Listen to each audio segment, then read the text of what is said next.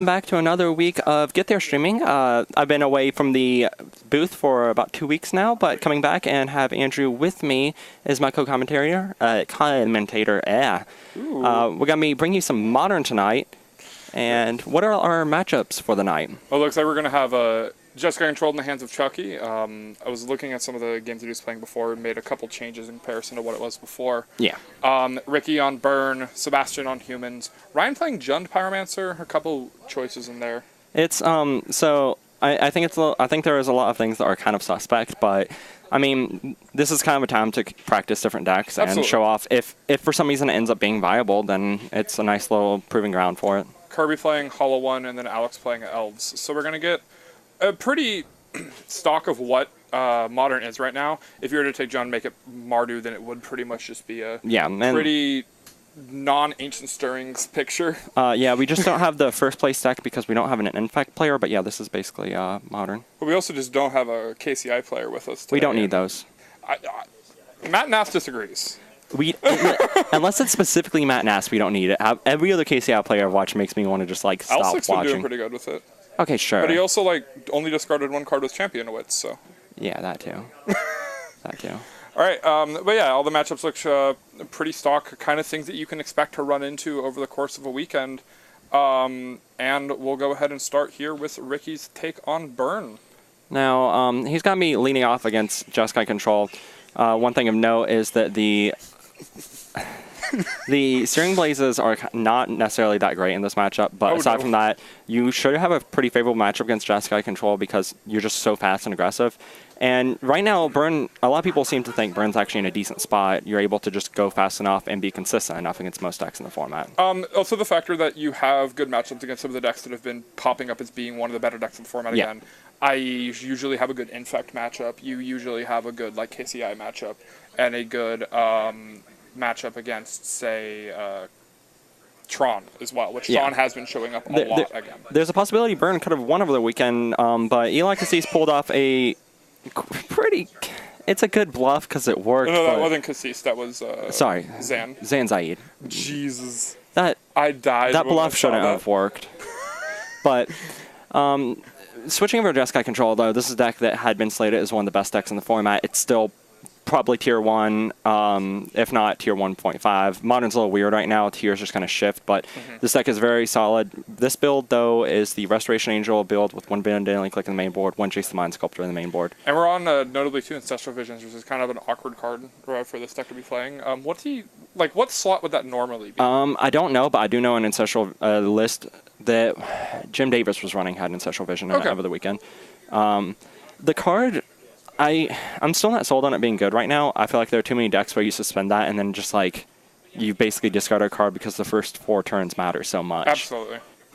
So the only place that I see Ancestral Vision really being powerful is in those shells to get to play cards like As Foretold. Yeah. And there really just isn't anywhere for an As Foretold deck to exist. And if we were more Jund heavy or more mid-range heavy, then the Ancestral Vision control build's fine because you're trying to work towards that late game. But if you're playing against KCI, Burn, Affinity... There's so many of these matchups.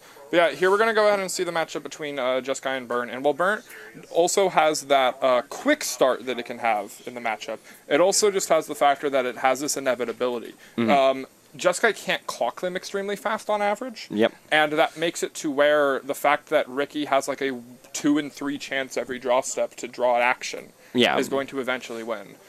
One thing that is kind of weird to note is that you only really want to turn 1 creature, and you don't really want any more after that in this matchup. Yeah. Eidolon, though, being real strong from Ricky's side, depending on what Chucky's hand looks like. And we do see the opening hand from Ricky here has a Goblin Guide, Eidolon, Bolt, Boros Charm, and a Lightning Helix with 2 lands. Pretty good start for him. Yeah, pretty even. I'm going to go and let them know they can start when they finish mulliganing. Absolutely. You guys can start once you're done mulliganing. And yeah, it looks like Chucky here going down to 6. Not sure who's on the play, but if Ricky's on the play here, we're going to be on a blazing start. And Chucky seems pretty happy with his hand. Sacred Foundry and a Steam Vent along with an Island and some other cards. Yeah. I see enough lands for his hand to function, and if he has some spells back it up, then he should be fine. Ricky leading on a Goblin Guide here, and Chucky Scryed top that Bolt, but it's just going to go into his hand normally from the draw step there. The Goblin Guide just showing it right back to Ricky. Yeah.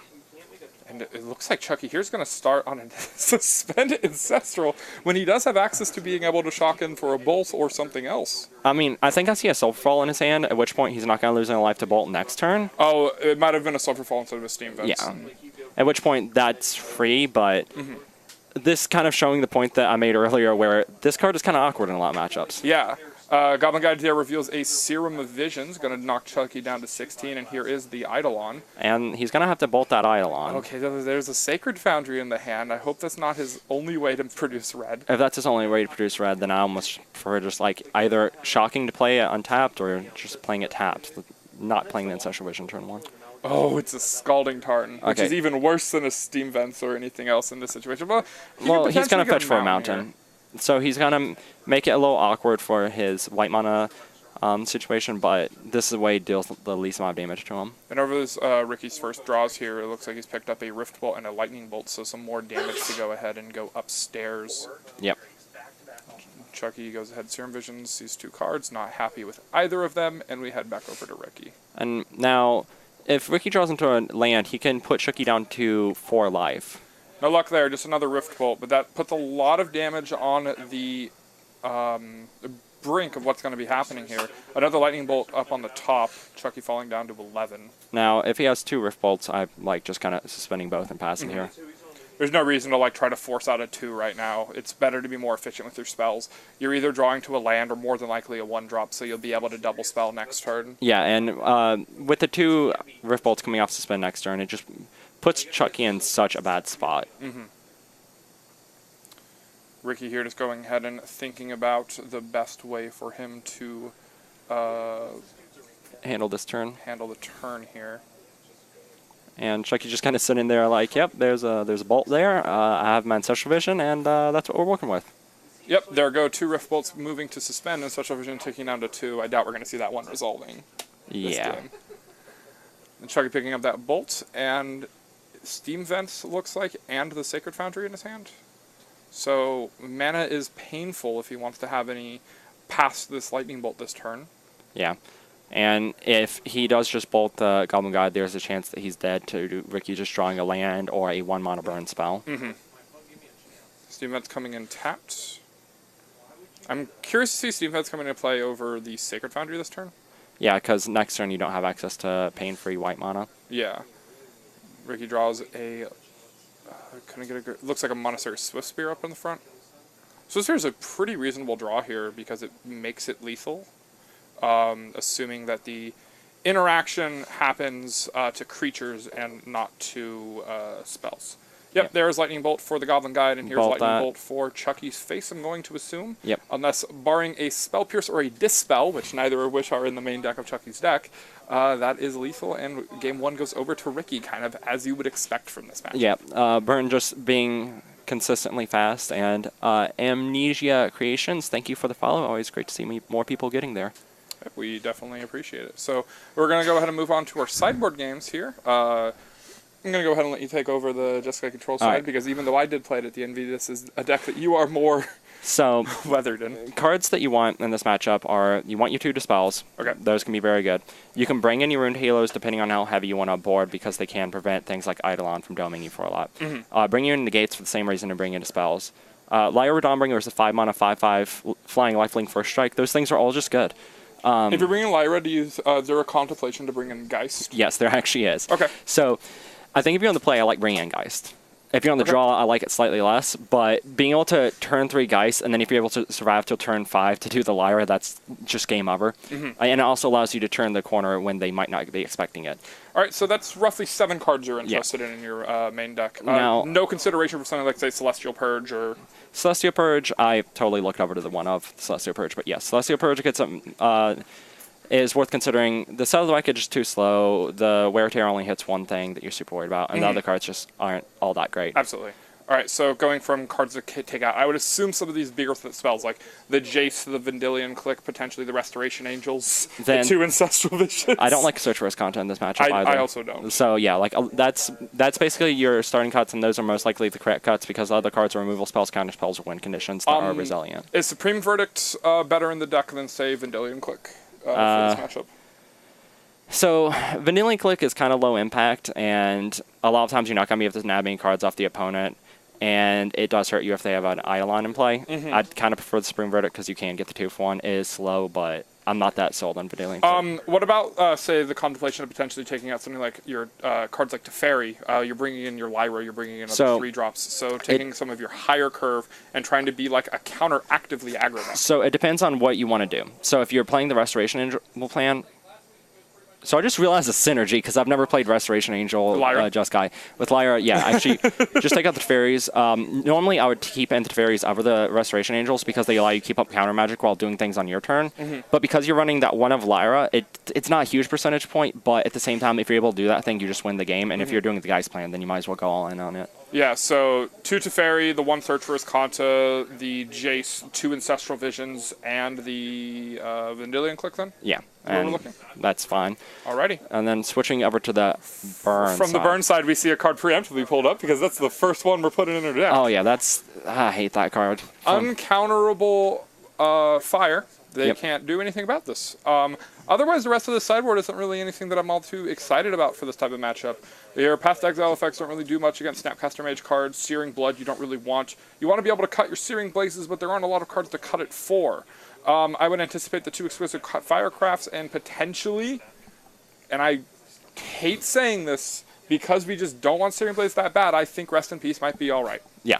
I think it's one of those situations where Rest in Peace can pull some work here, though the Searing Blaze is still probably better just because Rest in Peace is so low impact, and Searing Blaze can sometimes get them. Especially, I mean, it depends on like exactly how Ricky's thinking, but if your Jeskai opponent is a little heavier on the creatures in their sideboard, it's likely that your Searing Blaze effects actually will have targets. Yeah, also Searing Blaze is going to be live at the same time Rest in Peace is, considering that they both require Snapcaster Mage. That's completely fair. So I would maybe just take 2 Searing Blaze out for 2 Firecrafts and call it a day. Yeah, and like you're fine enough in this matchup that you don't need a ton. So. All right, so we can go ahead and give them the go-ahead and move on to our sideboard games with Chucky on the play here. You guys can start whenever. Ricky's hand looks like a bunch of spells and 1 land hiding out in the back there, but the Exquisite Firecraft is joining the fray. Chucky happy enough, and it looks like Ricky's going to go ahead and keep his 1 lander as well. Looks like, okay, a second land was somewhere in the mix. Okay. And he has the Monastery Swiftspear here. One of the better starts for the deck, can cause a lot of damage early in the game, and Chucky here looks like he's going to have to take 3 if he wants to get rid of this. But he's just going to go ahead and take 1. I prefer that to Fetch Shocking. You're going to deal about the same amount of damage to yourself. Yeah. And if you have an efficient way of killing it the next turn, then you're net going to 18 as opposed to going to 17. Looks like he has 2 Lightning Bolts in his hand at the moment here, fetching up the Sacred Foundry to start. Hallowed Fountain coming in tapped, another one picked up for the turn. Alright, and now he's just passing up with that Lightning Bolt mana up, which seems fine. Ricky here, a fistful of burn. Bolt going to take care of the Swift Spear. Yep. There was a way that he could get a major punish off of that if there were 2 Lightning Bolt-esque effects in the hand. We didn't go for that. Now, if he had played the untapped land main phase 1, there's a chance Chucky might not have gone for the Lightning Bolt. Rune Halo here, going to come down, deal 2 points of damage to Chucky, and Chucky now has protection from the card, Eidolon of the Great Revel. So now that Eidolon's going to start hurting Ricky, because now Chucky can just kind of sit back, that creature can't deal damage to him, and every spell Ricky plays to further his own board or to lower Chucky's life total is going to lower his life total. And with the new Planeswalker rules, the rule change, that Eidolon also will never get to deal damage to Chucky like it used, or Chucky's Planeswalkers like it used to be able to. Yes. So we see a hand of 2 Lightning Bolts, Exquisite Firecraft, a Rift Bolt, and a Lightning Helix from Ricky. So he has the ability to start pointing a lot, or Grim Lavamancer instead of the second bolt. The ability to point a lot of burn up at Chucky's face, but it's going to cost Ricky just about as much to do it. Yeah, and this does leave Chucky open to get the counter burn option, as all of his burn spells deal no damage to him. So Ricky here thinking about how he wants to go ahead and sequence this. I don't think there's really any tiptoeing around it. I think you play a Grim Lavamancer. Yeah. And suspend a Rift Bolt and say, well, this is all my deck does. I'm going to try to race you and hope that you can't do it back. It's not even I'm going to race you. I'm going to race my card. I'm going to race myself. That's a weird little situation to get into, but yeah, basically.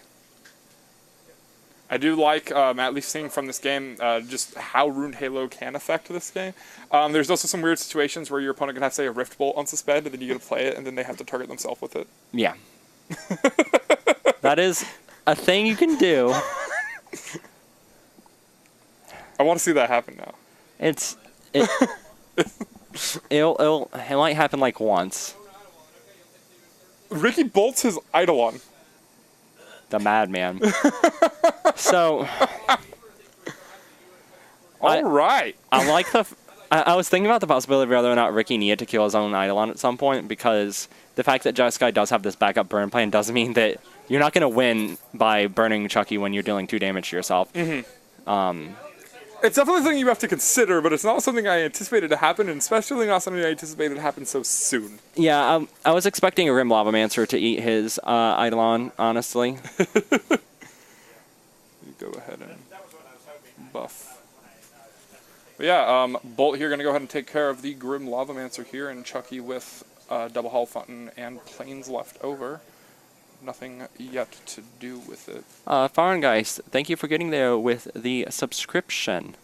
Oh, yeah? Yes. You'll subscribe to ourselves, eh? Hey, I give everyone that congratulations regardless. Like, I'll sub right now and congratulate myself. It's basically how I start most of my days.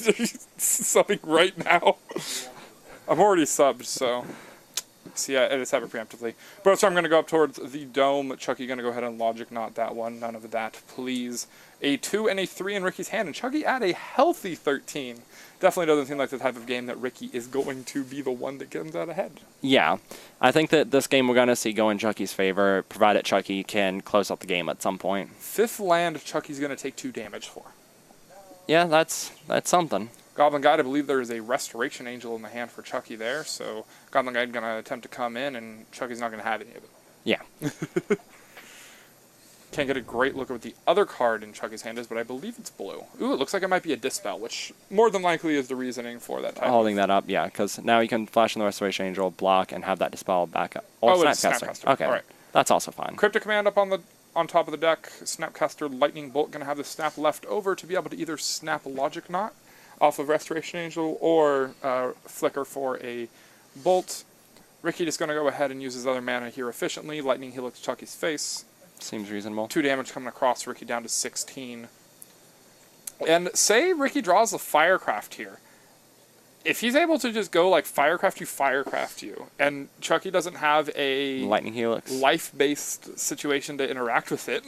Yeah. So Ricky does have outs. Chucky isn't completely safe, and his clock isn't super fast. Exquisite Firecraft going to go up to the dome. Spell Mastery cannot be countered. Yep.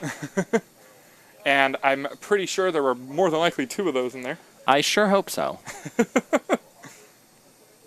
Also, going back to one thing we were talking about, another reason not to bring in Rest in Peace is Exquisite Firecraft. Mm-hmm. Restoration, they're going to flicker a Snapcaster Mage, get a Lightning Bolt off, and here we come for 5 points of damage over to Ricky. Ricky now also at 8. Now, Chucky realizing... No, it's just a Rift Bolt? Yeah. Ah. Chucky realizing that his best way of preventing Ricky from dealing lethal burn to him is to end the game quickly. Yes. It just puts out that Restoration Angel early. Is there... So, Chucky has a Dispel as the leftover. No, we're not really quite sure on what the leftover is. I think it's a Cryptic. Okay, it's the Cryptic. Goblin Guide revealed. Yeah. So, I mean, anything that gets pointed at Chucky's face, I assume to get Cryptic. So it depends on how safe he wants to play it, because there's a chance Ricky could be sandbagging something like a Boros Charm, in which case, if he counters a Lightning Bolt, he's dead. So what I think I like the most here, because this is the Rift Bolt, is I like suspending Rift Bolt to make it to where if Chucky wants to interact with it, he has to interact with it on your next turn. And since you know his interaction is a Cryptic Command, it's not very mana efficient. Mm-hmm.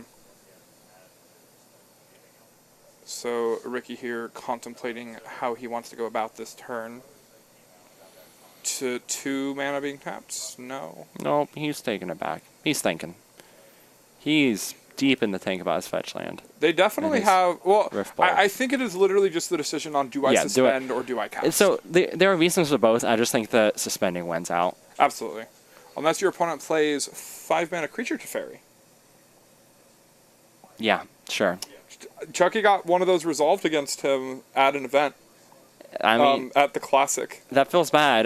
Last time I remember seeing that in Modern was back when Splinter Twin was legal. Last time I remember seeing that in Modern, or my favorite point of when that card was potentially in Modern was when you played it with Mystical Teachings and a Grixis control shot. Oh, okay, yeah. Why are we conceding?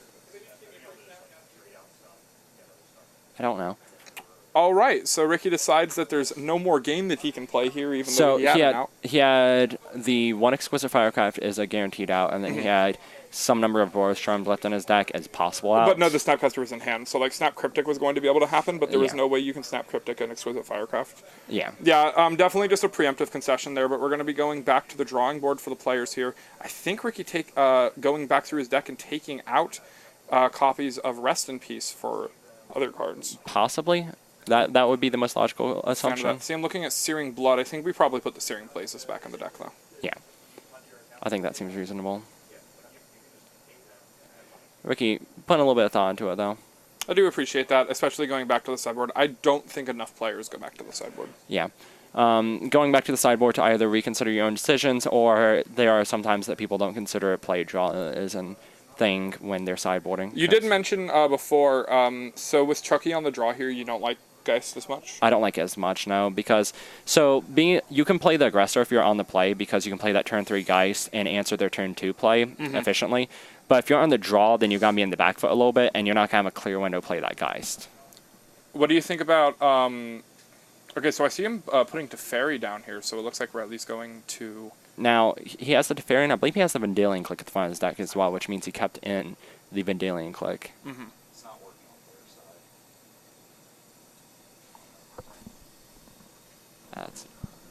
Was the life totals not working? Is that what you said? So, the clock's not working on their side. They have enough time. One of them's on burn. They'll figure it out. As long as we don't get KCI versus Jeskai control, we're fine. What's wrong with that matchup? Everything. Just I don't think everything. there's anything wrong with that matchup. I was salty watching the Jim Davis matchup against KCI.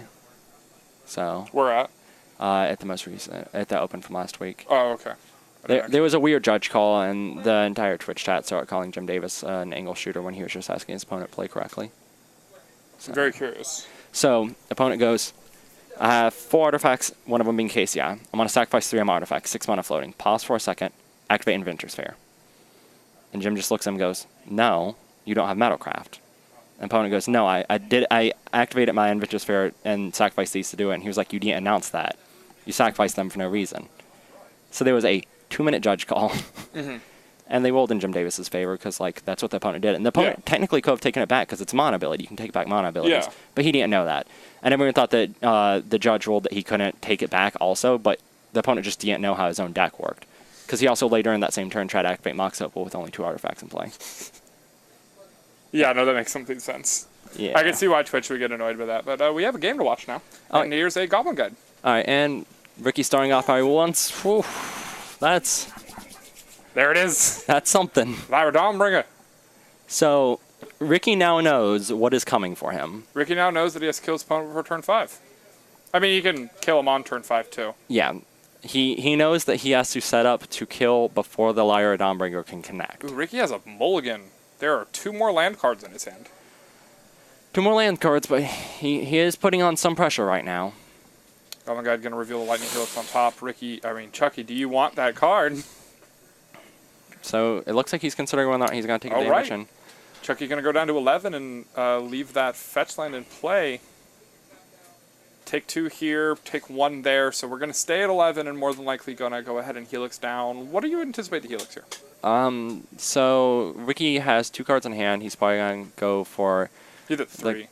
Oh, he's at 3 cards in hand? Yeah, but it looks like we're just going to go after the Goblin Guy, which I understand. I understand it. I probably would have gone for the Swift Spirit, but So that's Spirit is just me. a more threatening and dangerous card.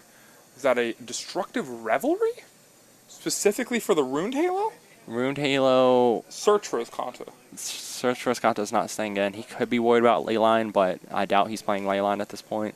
Yeah, that is a very awkward draw there for Ricky. Yeah, if it had been any other burn spell, he would be in a better spot right now. Even a Searing Blaze Yeah. would have been like just a better card because of how unlikely the Revelry has to do anything. But Chucky's hand a little awkward himself. Looks like a Logic Knot and a Dispel. Not a lot of blue mana to work with, but there is the Scalding Tarn for it. A Field of Ruin also up in the grip. So he does need to find a second white at some point, too, if he wants to be able to actually use his Lyra, but Chucky's already at 6. Also, right now, Ricky does have lethal. Yeah, he picked up a Firecraft. Yeah.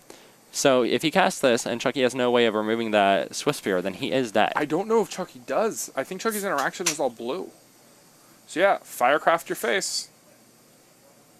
I have Spell Mastery. Yep. What if Chucky was just a miser and was like, surgical counter it? If there were surgicals in his deck, I mean, that'd be great. He would go down 2. It'd be bad. It'd be pretty not great. All right. So Snap blockers. Yeah, Snap is a blocker. Like, you gotta do what you gotta do, and now He's at 1. I mean, 1 and 2 aren't super different, but there's a card in play that makes it different. yeah, Chucky's living on a prayer right now. He has that 5-drop that just wins the game, but at the same time, he has to get to that point and also survive the turn that he plays He has to it. survive the turn he plays it, get to the point, have mana in a format where your mana hurts. Like, There's a Sacred Foundry. We see a Cryptic Command, not a third blue source. Dispel, Lyra, and a Logic Knot in hand. So yeah, Chucky's is dead. yeah, Chucky's dead. He's gonna think about it for a minute. He's like, am I dead? Yeah, I'm dead. Reconsiders it. I would like to... Can I kill you in this way? Chucky's going to ask him to not do that. Otherwise, you're not going to X equals 3 counter this Lava Spike, leaving the white open. But there's really no play around here. I think if you had the Path to Exile, it would have happened. Yeah. Attack you. Great. All right. Moving on. All right. So that was a 2-1 victory for Ricky there. The Destructive Rev really was awkward, but didn't really matter. He was able to just put on enough pressure with what he had, and Chucky wasn't able to keep pace. That's kind of one of those situations where you see a card that beats you, and you assume that it's going to beat you every time, and so you attempt to like move towards it. It's like that type of thing where you have a card that's not necessarily good in a matchup, but it wins you a game, so you keep it in. Yeah.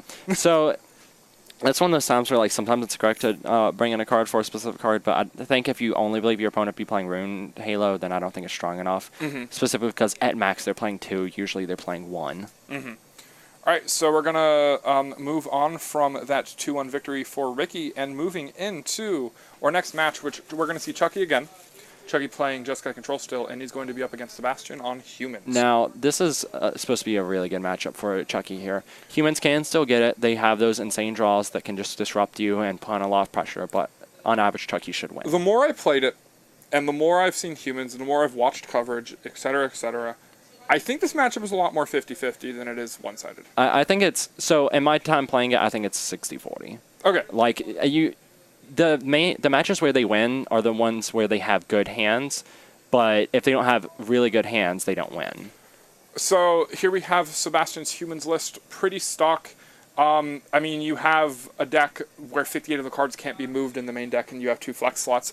The 2 flex slot choices here are 3-mana Thalia and Kessage Malcontents, the more aggressive line towards this deck. One thing I do want to note, which I think is funny, one of my friends is playing Amulet Titan on Moto, and his opponent sided in Thalia. Like, all your things tap Thalia against them. It's like, great. I mean... Thanks for making my cards better. So it slows down the Primeval Titan. No, it doesn't, because if there's an Amulet in play... It's all permanents? Okay. Yeah! That's dumb. That card is winning permanent ETBs under your control tapped, untap it. Okay, to be fair, I didn't know that, because Amulet's a dumb card. But no, this deck has a lot of ways of just doing the kind of Legacy Death and Taxes thing where you have Thalias to disrupt your opponent's spells, you have Meddling Mages to prevent them casting things, you have Freebooters to disrupt their hand, you have this aggressive side, you have Reflector Mages to bounce, you have all these different pieces that can come together and just disrupt a lot of decks in this format. And then you have a nice little set of cards in your sideboard for different matchups. I find it really interesting, too, that we're on, like, say, Qasali Pride Mage as our artifact enchantment hate. So, I can't remember the exact reasoning, Is but... it worship because the creature doesn't hit? Yes, it might be worship. It's a combination of things. Sebastian explained it to me in depth, and I just kind of forgot. Okay. As I do.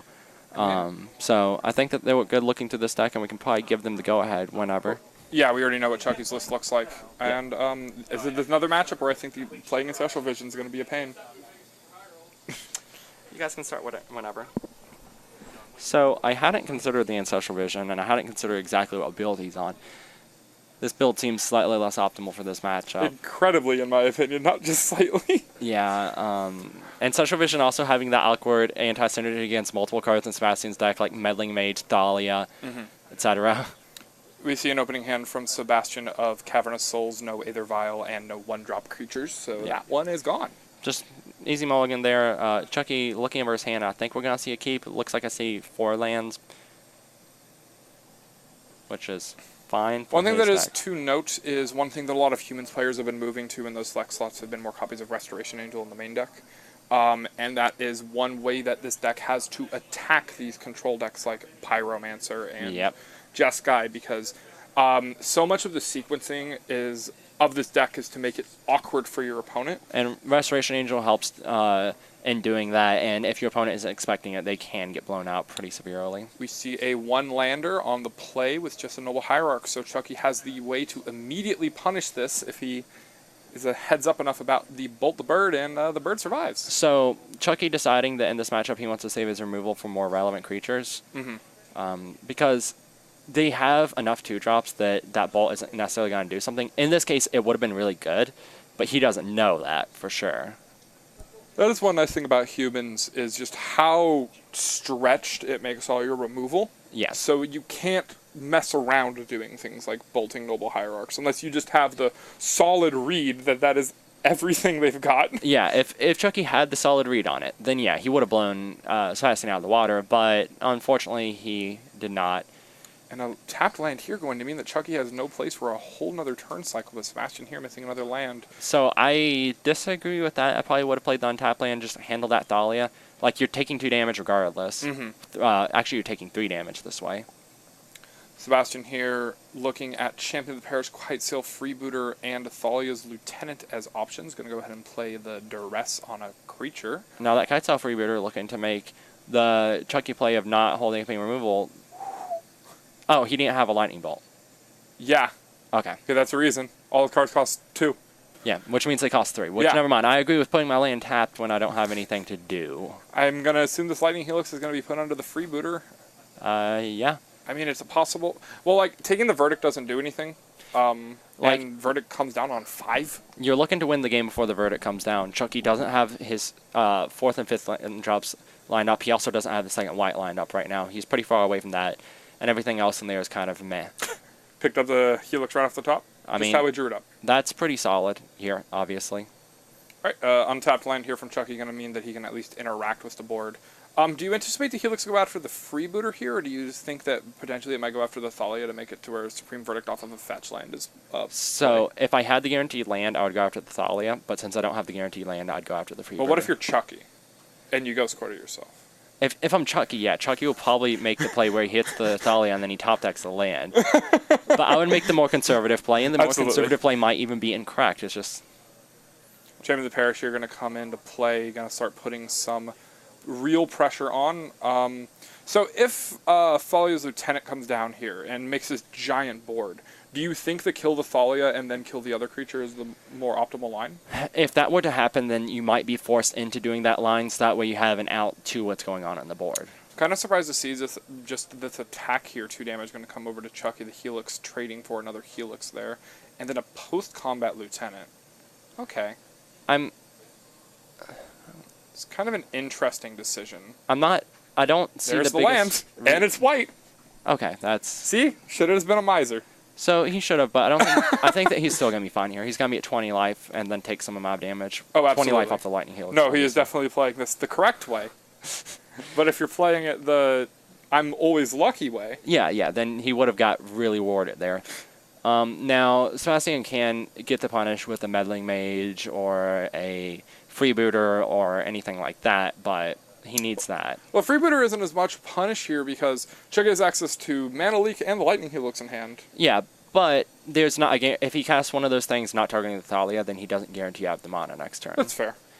So he could still get the punish off regardless, but he's not guaranteed. Sebastian here just going to enter combat and a right-click attack with all here, not interested in putting anything else into this Supreme Verdict, it seems. And probably for the best. Now the question is, does does Chucky have any interest in saving 3 damage and gaining 3 life by killing that Thalia now, or does he want to hold that? So that way, A, Sebastian can't play a second Thalia main phase 2, and B, he has the option of killing something else. I do like this play the best. Humans doesn't have a ton of reach outside of the combat step. Kestage Malcontent being it, and then Hasty Mantis Riders being able to take care of you. And 12 and 15 aren't all that different. Being at 12 life, you're perfectly fine, and you got plenty of value off that Supreme Verdict, leaving Sebastian with 2 lands in play. Sebastian luckily picking up a Ancient Ziggurat here, going to allow him to play a Mantis Rider and start getting some more points across. Now, he has Mantis Rider, but he also has one of his worst creatures in this matchup in the form of Reflector Mage. Absolutely, and that's going to be quite the problem here. Chucky is going to pass back. Looks like we picked up a Snapcaster Mage, so he has access to Snapcaster Mage into a Lightning Helix here, and we're going to see that Chucky back up to 12. And we see him moving fast, and we see that specifically because he has brought himself into the driver's seat. Yeah, he's now taken away the control that Sebastian had of the board state, and now is putting him on the back foot, and he realizes that. So I don't see this going great for him. Meddling Mage coming down, not quite sure what it might have named. Probably get some confirmation on that here in a minute. So if I had to guess, that Snapcaster Mage would be a good name from this point. He does still know part of the hand. He knows Logic Knot and Mana Leak, I think. Yeah. But not quite sure. Serum Vision's into a Colonnade, 1 card top, 1 card bottom, and we see Mana Leak negate quite a few counter spells, which usually are pretty not great in this matchup, but the land situation not making it as awkward as it can be. Yeah, right now the counter spells are fairly decent. That Snapcaster block doesn't actually kill it, it's just kind of saves some damage, so that's fine, it's just not the best. I don't see a Snapcaster block happening here. No, he already blocked. Snapcaster... Oh, it did? Yeah. I didn't know... Strange. I'm not sure. I'm pretty sure he realized it wasn't going to do anything, and he's just trying to save life and stall time, I guess. Yeah, it's kind of an awkward situation here. We see Reflector Mage coming down post-combat. Couldn't play that one with the Snapcaster. And nope. And Chucky's just going to counter it. It's just another body on the board, and he wants to keep the bodies to the lowest possible number. Could you find out what Meddling Mage is on for me? Thank you, Kirby. Serum Vision's here. Going to go ahead and see a Logic Knot and another land. Unlikely that either of those are going to stick around. Potentially the 6th land. Ooh, Ancestral Vision! Jeez. Okay, thank you. And, yeah, the Meddling Mage is on Jace the Mind Sculptor. Okay, that seems fun. So, the Ancestral Vision, boy... That's my issue with this card, but it might... I don't think that Sebastian's going to be able to close out the game before it comes off, funnily enough, even though Chucky's it. Chucky's interested in both the Logic Knot and the land. Yeah, I mean, I guess that's fine. He wants more counterspells. He's just going to stall for a little bit. Sebastian picking up another Seachrome Coast here, and 3 damage is going to come in. Snapcaster, Lightning Helix is going to go ahead and take care of this Meddling Mage, more than likely. Yep. There it goes. Chucky going up to a very healthy 15, and we are definitely in the position where it looks like there's no real chance. No, it's not looking great for Sebastian. He can throw down another Meddling Mage, which is fine, but he's way too far behind at this point. I would assume that if one was on Jace, that this one is also going to name... Yeah, I don't think that you're beating Jace from this position. Oh, no, not at all. This is the reason why people were excited about Jace, is when you get into these positions. Yeah, it's just that these positions are so rare in this format. Bolt picked up means that Jace the Mind Sculptor is online, and we can get rid of the Ancestral Visions. We can do that. But it looks like we're going to go Fate Sealing, which is probably much better thing to be doing when you're in a position like this. He realizes that Sebastian's been drawing air for the past few turns, and he's going to try to make it so he continues to do as such. Horizon Canopy looks like the draw. So Horizon Canopy being a better thing to leave on top than... It's essentially doing the same... If you put on the bottom, it would do the same thing that Sebastian's currently doing, only Sebastian's having to miss a land drop and pay a mana to do it. Kai'Sail Freebooter picked up, and there it is. We're going to go ahead and see the grip from Chucky, and it is Cryptic Command, Ancestral Visions, and Negate. So I'm going to assume that Cryptic's going out, and those 2 cards that don't really do all that much in the matchup are going to stay. Yeah. This is the position where an Ancestral Vision going on suspend might actually be able to resolve this game, though. Yeah. Jay's going to tick down, pick the Freebooter back up. I'd like my Cryptic back. awkward with his mana there. He doesn't have the ability to suspend and cast. Ancestral Vision now. Oh, we're still going to do it. You don't really need the Cryptic this turn. Yeah. And at this point, you're just making Sebastian's turns inefficient by making him recast the Freebooter. Ooh, Aether Vial. Right on time. Showing up. God, I hate this card. Aether Vial Have showing I up. explained how much I hate Aether Vial? Yeah. I think I've explained it a few times. It is a card that's worse on the late game than Ancestral Vision. Correct. That's neat. Freebooter going to go ahead and get Logic Knotted here, and Sebastian, I mean, there's no reason not to play this Aether Vial, right? I mean, like, it's free. If you think you can still play this game, you might as well. Like, so this is the point that Jeskai has, in my opinion, they've won the game. Yeah. But they aren't going to actually kill the opponent for many turns. It's Brainstorm. Yes. Just show them how much better you are. Get rid of that negate in that island. We're going to be here for a while. Yeah. Sulfurfall's going to come down. It looks like a Lightning Bolt, Cryptic Command, and something else in the hand. But pretty much nothing that Chucky has to worry about from this game. Yeah, he's not worried about that Noble Hierarch getting any damage, and he's just going to start trying to play his own clock down with Snapcaster Mage. And the ball goes, ooh, another one! Oh my god. That's not great for him. They're always right by each other. Yeah. Whenever you start drawing the Aether Vials in late game, you can guarantee you're getting the second one. Oh, Aether Vial. Bolt going to take care of Noble Hierarch here. The old turn, 15 Bolt the Bird. Yeah. Now, that Lightning Bolt just feels like kind of like the last little... That Lightning Bolt is I've already won this game. There's no reason to keep, Well, I feel like it's a thing that just kind of puts Sebastian at the point of just like, yeah, this game's over, and also that. bounce my Snap draw card. Yeah, so Chucky's like, I don't even need a clock anymore. I'm just going to bounce my Snapcaster Mage. I'm going to keep getting value. He picked up those cards he put away. Like... He had a bad Brainstorm.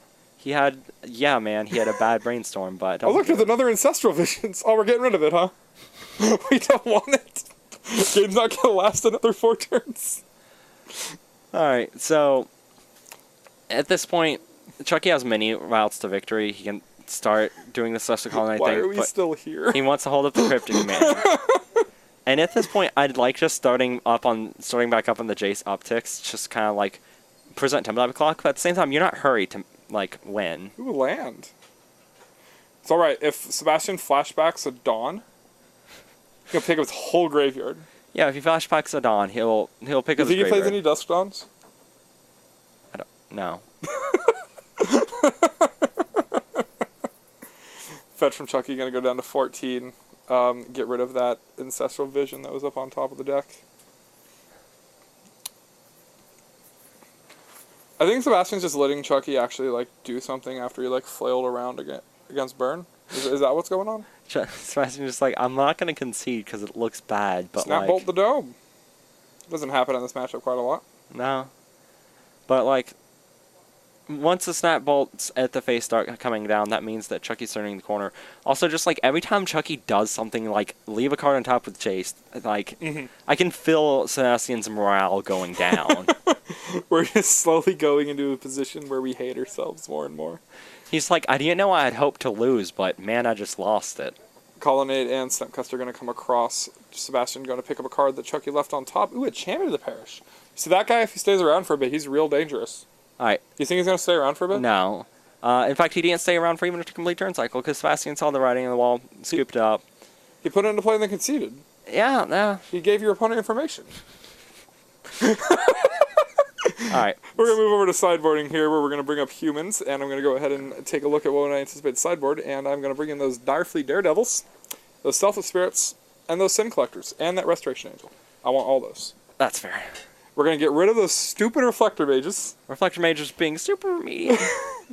We're going to get rid of, more than likely, the Malcontents and the Thalia, both of the cards being kind of awkward. Thalia has some situations where she can be powerful. Yeah. Making your opponent's non-basic lands come into play tapped is a very powerful effect, but it doesn't have all that much of the disruption that this deck needs to have to be able to win this matchup. Yeah. And Malcontents is just an awkward card to have in your hand over long courses of the game. As far as a 7th card to come in or out goes, I'm actually a big fan of taking out one of the Noble Hierarchs. So, my counter to that would be, I don't like Phantasmal Image all that much. Well, this I much. don't like Phantasmal Image. I think it just makes some of your power draws that much more powerful. Yeah, it does make him more powerful, but Phantasmal Image, and the opponent's playing so much removal, has the opportunity to be a dead card. So you'd rather keep in the 4th Hierarch and go down to 2 in Midge then? Yeah. I think that's perfect. Like, I think either or are fine. I don't play enough humans. That's just my take on it. But yeah, like I said, Wolves and Selfless Spirits, countering Supreme Verdicts, keeping your more important permanents alive is very good. Yep. Direfleet Daredevil having the ability to just be a very powerful card with Aether Vial. It can cast your opponent's counter spells. It can cast your opponent's burn spells. It's a very interesting, very unique card, and I'm in love with this card. It's Yep. been one of my favorite cards. And since it's with printed. Aether Vial, you can counter your opponent's Snapcaster Mage, Absolutely. which is a neat little line you can take. And then the two Sin Collectors. It's a very powerful card. Is Malcontents worded the way that it's able to target Planeswalkers? I don't honestly know. If we could pull up the Oracle text for that, which I believe we're getting pulled up right now. Into the battlefield, does damage to target? Yeah, it's target player. Target player, so it can be redirected. It can. Or, quote, quote, redirect. I'm not that big a fan of keeping in just to kill a Planeswalker. I also just think that there aren't going to be enough situations where you have a large enough quantity of creatures that this is going to be able to do that. Yeah, and most of the Planeswalkers in that deck are going to start at 5 or 3. I think that your average Malcontents is going to ETB and Shock or Bolt. Yeah. And the positions where it bolts is okay, but the positions where it shocks makes it so much worse. Yeah. All right, I think we've talked about this side enough. Mm-hmm. I think we're fine to switch over to the Jeskai side. Now, from this side, I'm going to start from the bottom and work up. Lyra Dawnbringer being a pretty good card. If they're not expecting it, it just wins the game. Side of the Wreckage being a card that makes their combat just really weird.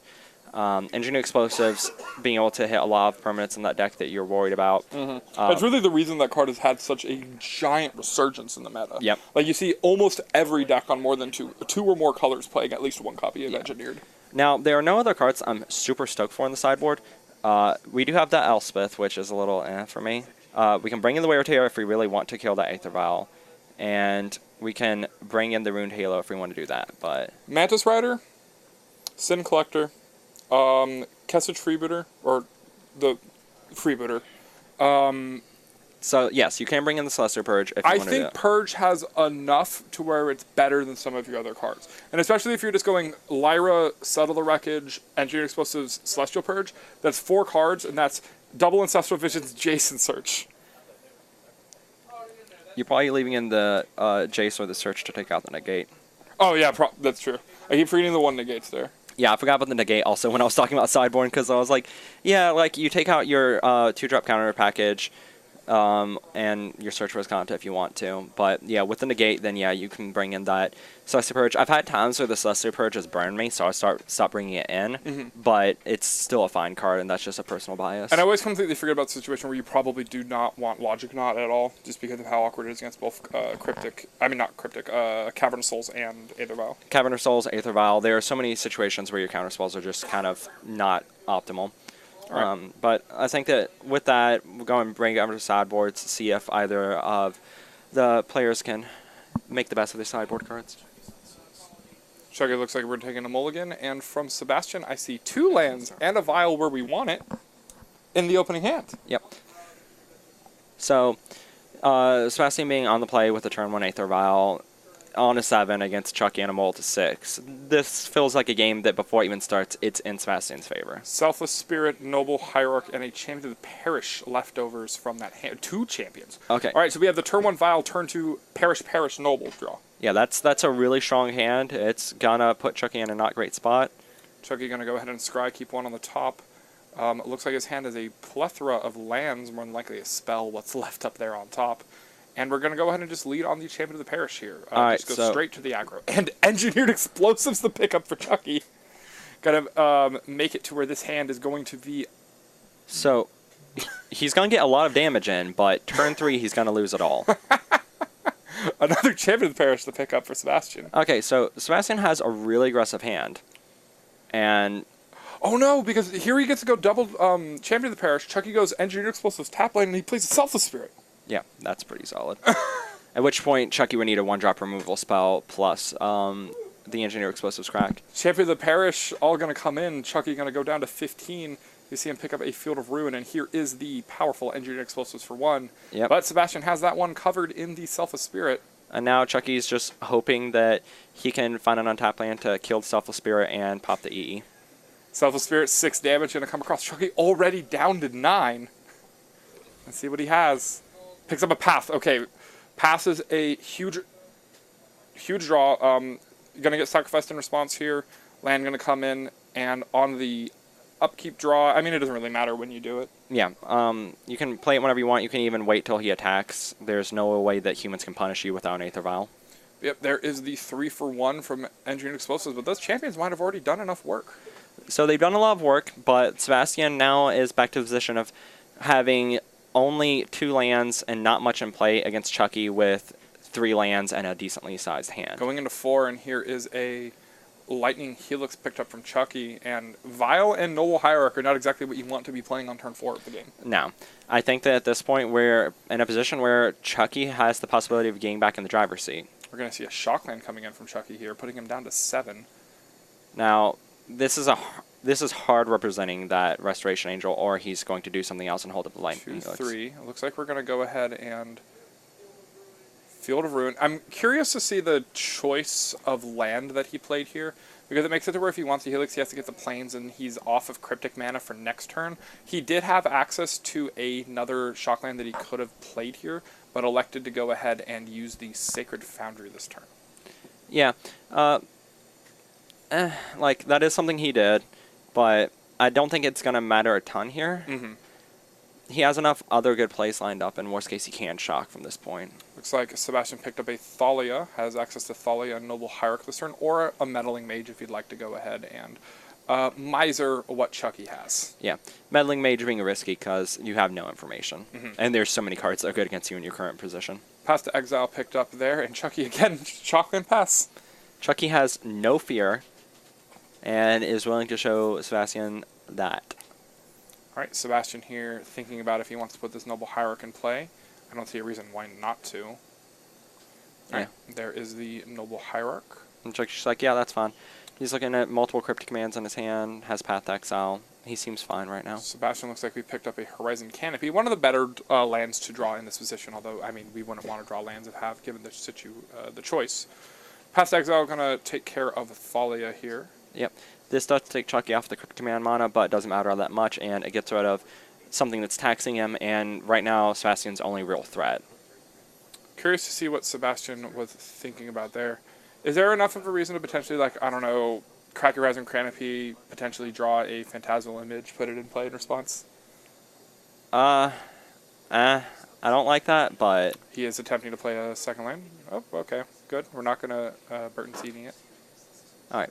So he's just drawing past on. He has the Meddling Mage in hand, and he's probably going to do that on instep. 5 mana from Chucky. End of turn, we're going to go ahead and activate Aether Vial. There's a Meddling Mage. We'll get confirmation on what that's naming here in a moment. Not quite sure. I heard the yeah, that's fine. Didn't hear the beginning of it. So I'm going off of what I think, and I heard him make an S, but I would name Snapcaster in this situation, and I think that's what he named. Alright. Sebastian going to move here to combat. Looks like Cryptic Command going to be cast. But Fabio Silver, and thank you for the follow. We appreciate you getting there, and welcome. Alright. Also, so this isn't a thing of towards you, but I want to like make a quick note about his username. It is Fabio Sliver, and I want to think about Fabio, the really buff guy with the long hair. I want to think about that, but a sliver. Man, did I just, like, read that awfully? Yeah, muscle sliver. Dude, I love my eyes. Yeah, like you did the dyslexia thing. It's fine. Normally I wouldn't point out, but I just want to like... No, I want everyone to think about Fabio as a sliver. I'm talking about the What? No. Fabio, the one that's on like the cover of all the romance novels.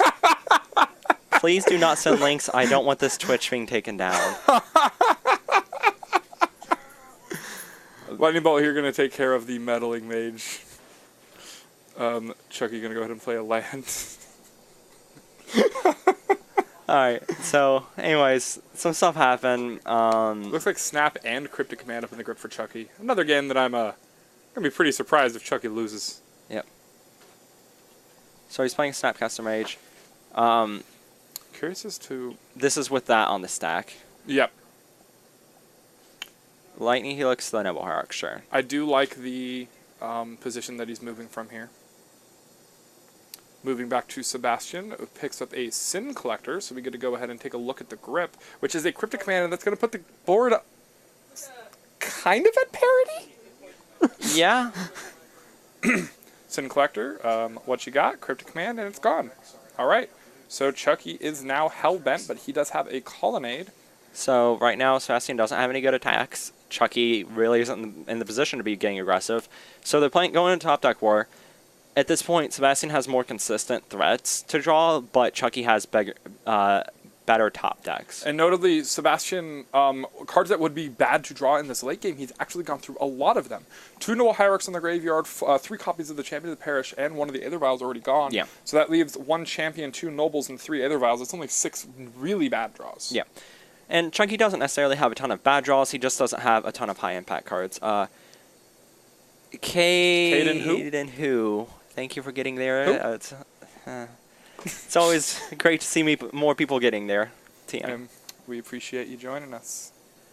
Sebastian here picked up a Kitesail Freebooter. I anticipate that one to come in on Chucky's draw step. Yep, it's a pretty good time to come down, and if Chucky picks up something like a Snapcaster Mage or a Teferi Hero of Dominaria, it's going to be real good. Well, this doesn't really do anything with Snapcaster Mage. Yeah. Vial going to come down, and here is the Freebooter, unless Chucky has a spell to respond with. Freebooter trigger. Chucky looks like he picked up a removal spell of some sort. I have to imagine it's a Lightning Helix. What do you say that mana would specifically mean exactly Lightning Helix? I'm saying there's a good possibility. He picked it up with intent. Okay, we're fetching in response. There's an island. Alright, so... Oh, I noticed what Chucky's playing these Ancestral Visions in the slot of. The Electrolyzes. Yeah. That's not optimal, but... Like, this is one of those matchups where it hurts, and there's enough matchups where Electrolyze is pretty decent. Chucky looks like we're thinking about where this Helix wants to get pointed. Not sure it matters all that much. I mean, you probably hit the flyer, because your Snapcaster can block the ground, dude. You have the Column Hunt for the... Yeah, you do, but... Helix going to take care of the Sin Collector. Chucky goes back up to 12. What was that? Oh. Alright, so... This is a very long-lasting stalemate. Oh, absolutely. But, I mean, this type of matchup does get into this, because, well, Humans is the Little Kid Creature deck. Every card that isn't Aether Vial is at least useful. Yeah. Then we want to talk about what you drew for turn. Is it Aether Vial? It's Aether Vial. Oh, man, it's like I made the joke. Yeah, I know. It's pretty good. I was trying to, like, lead more into it, because, like, boy, that card is suboptimal in late game. And Chucky's saying that now is the time to turn that corner and put down 6 damage. Yep. It's actually gonna go, hey, this game's gonna last 4 more turns, huh?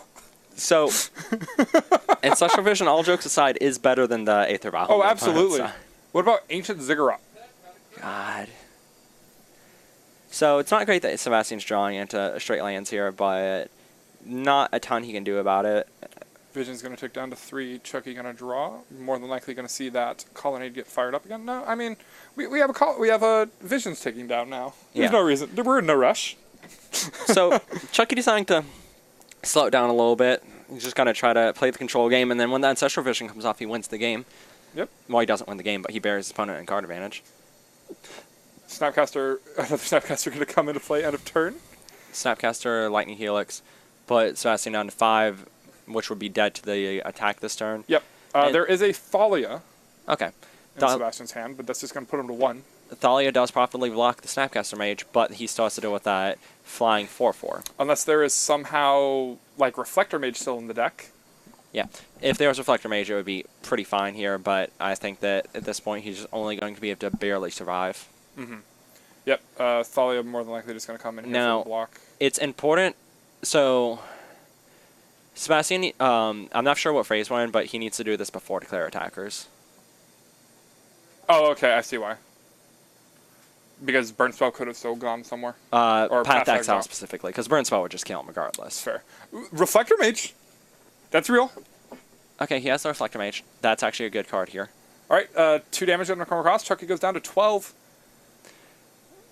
It does. So the Reflector Mage buys him some time, but not that much at all. Yeah, I mean, it's just a turn. Colony going to come in. Reflector Mage going to get rid of it. Now, Chucky's showing that he's very confident in the fact that he's won the game by tapping kind of incorrectly. Oh, yeah. Chucky just has another land.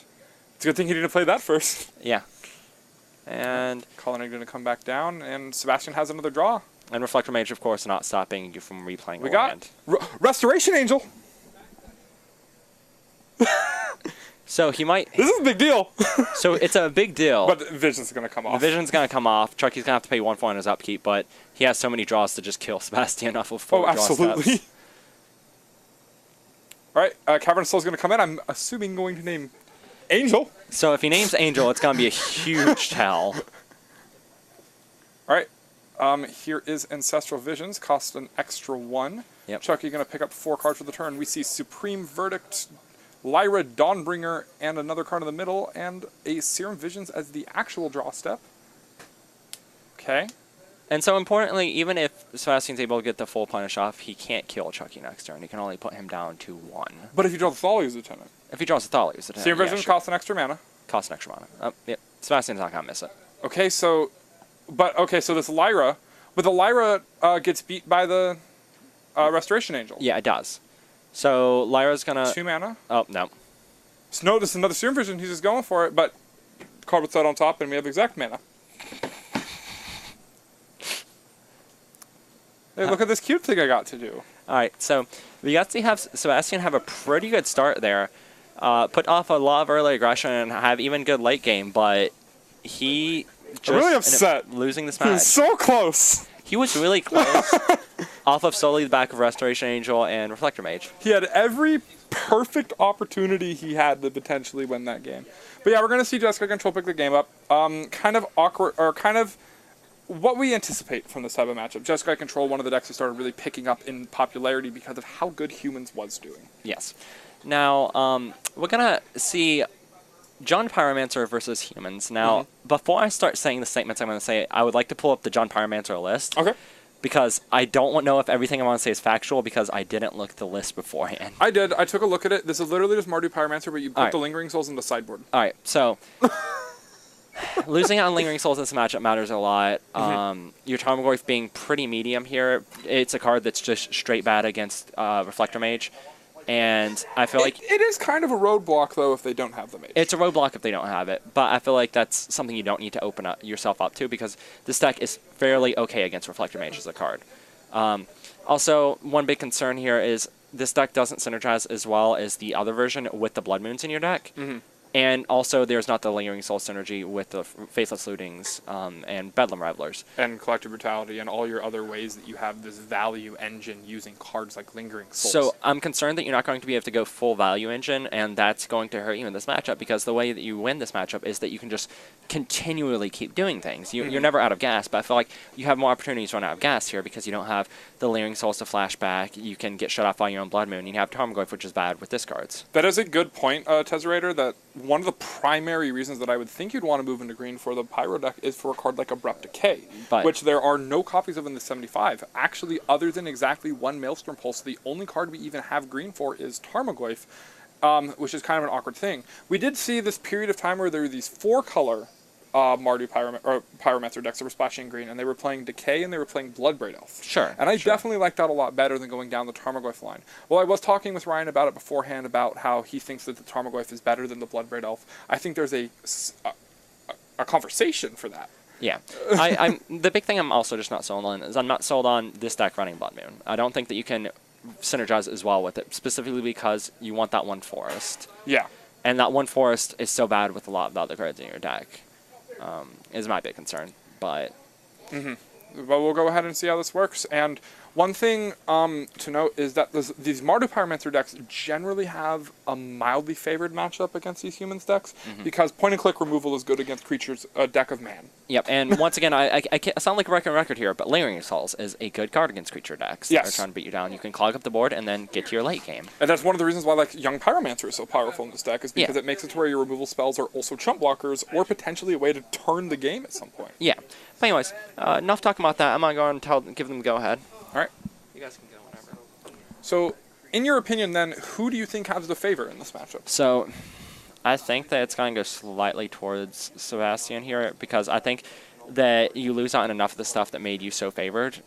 You're only losing on one card, but I think that affects the flow of your deck enough. Also, just specifically to note, with Humans Rising, Jund was good for a period of time in Modern again and stopped showing up again. Yeah. And, like, that has to be somewhat of a thing. Like, there has to be some correlation. Yeah, it's one of those things where I think it's neat that we're trying to innovate the Pyromancer deck, but I don't think we need to. I think the deck's fine. I think the deck's good. I think if there's any form of innovation, I think it's potentially going towards that 4-color build again. Sure, and playing Bloodbraid along with your Lingering Souls. Yeah. Like, but I could be wrong here. I'm not going to throw out, like, this is definitively the case. I'm mostly just saying this is my opinion. We're going to see how this goes. There is a chance that this ends up still being favored because Ryan does still have some amount of efficient threats, and he does have a lot of removal spell. Pyro is actually what I'm thinking about starting to move towards building, but I'm kind of looking at maybe seeing if one of the blue-red builds of it are still viable. Sure. I think that Martyr Pyromancer is a good deck to get into right now. Did they not hear me? I don't know. It looks like they sure are sitting there. You guys can start. You guys can start. The old man can't hear you. What? What about speaking loudly? Why? Do they just want to make sure that they can't hear me? I'm going to assume that they just want to make sure that they can't hear me. Can you hear? Okay. All right. So, anyways, that's just Ryan being Ryan. We're gonna ignore that and keep going.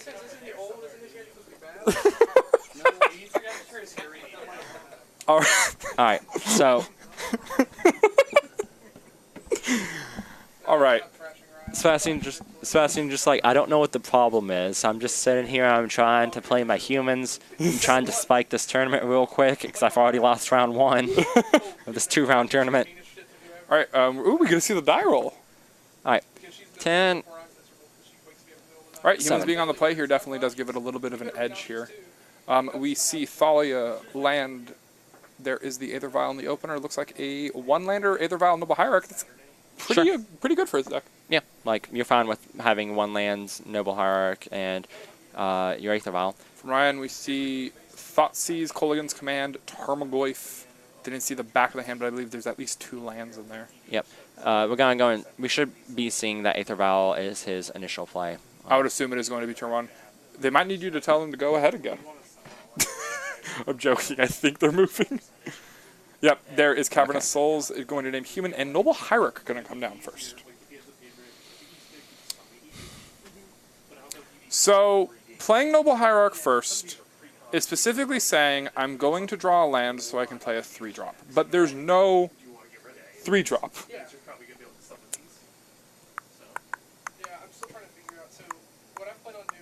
I'm trying to figure out the justification for it. There is a conversation going on in the chat between specifically Connor and Harley about the surprise that there was no modern bannings. Were you surprised at the fact that there was no alteration of modern anymore? I was not. I think there was a reasonable percentage that one of the colorless cards got hit in between Stirrings and... So, here's the thing. I want it. I wanted it, Ancient Stirrings banned. I wanted it banned, but right now, Wizards had set a very specific mindset of how they want this format to be. They want it to be an open format where any deck can theoretically do well. Right now, it's an open format where any deck can theoretically do well. We're in a good position for where WotC wants it. We're in a good position for where WotC wants to be. It may not be in the position that you as a competitive player want it to be because being open is kind of, like being as open as Modern is kind of a pain when you're trying to prep for a tournament. Yeah, I can't metagame. Yeah, you can't metagame. But this is what WotC wants. So that's why I'm not surprised to see no bans. Like, even though I think KCI is awful for coverage, I think KCI is awful to play against, I think it's awful to play with, and I think for the exact same reason that Eggs was. For the same reason Oh, that's awkward. Oh, okay, we're back. Okay, then. Anyway, sorry for that certain dip out in audio. Like, it has the same problem, but I just don't think they're going to move on it because it's not oppressive right now. Fetch Shock Thoughtseize. Ryan going to go down to 13 here. Get rid of that phantasmal image. I'm not going to get on the Opal talk. Opal's had its time where it was OP. Opal is fine. Opal is a good card. Yeah, it's just fine. It requires a specific deck archetype, and those 2 decks are good, but those are it. It also has a really big, the same problem that Aether Vial has, in that it's awkward in the late game, it's awkward in multiples, it's awkward a lot of times.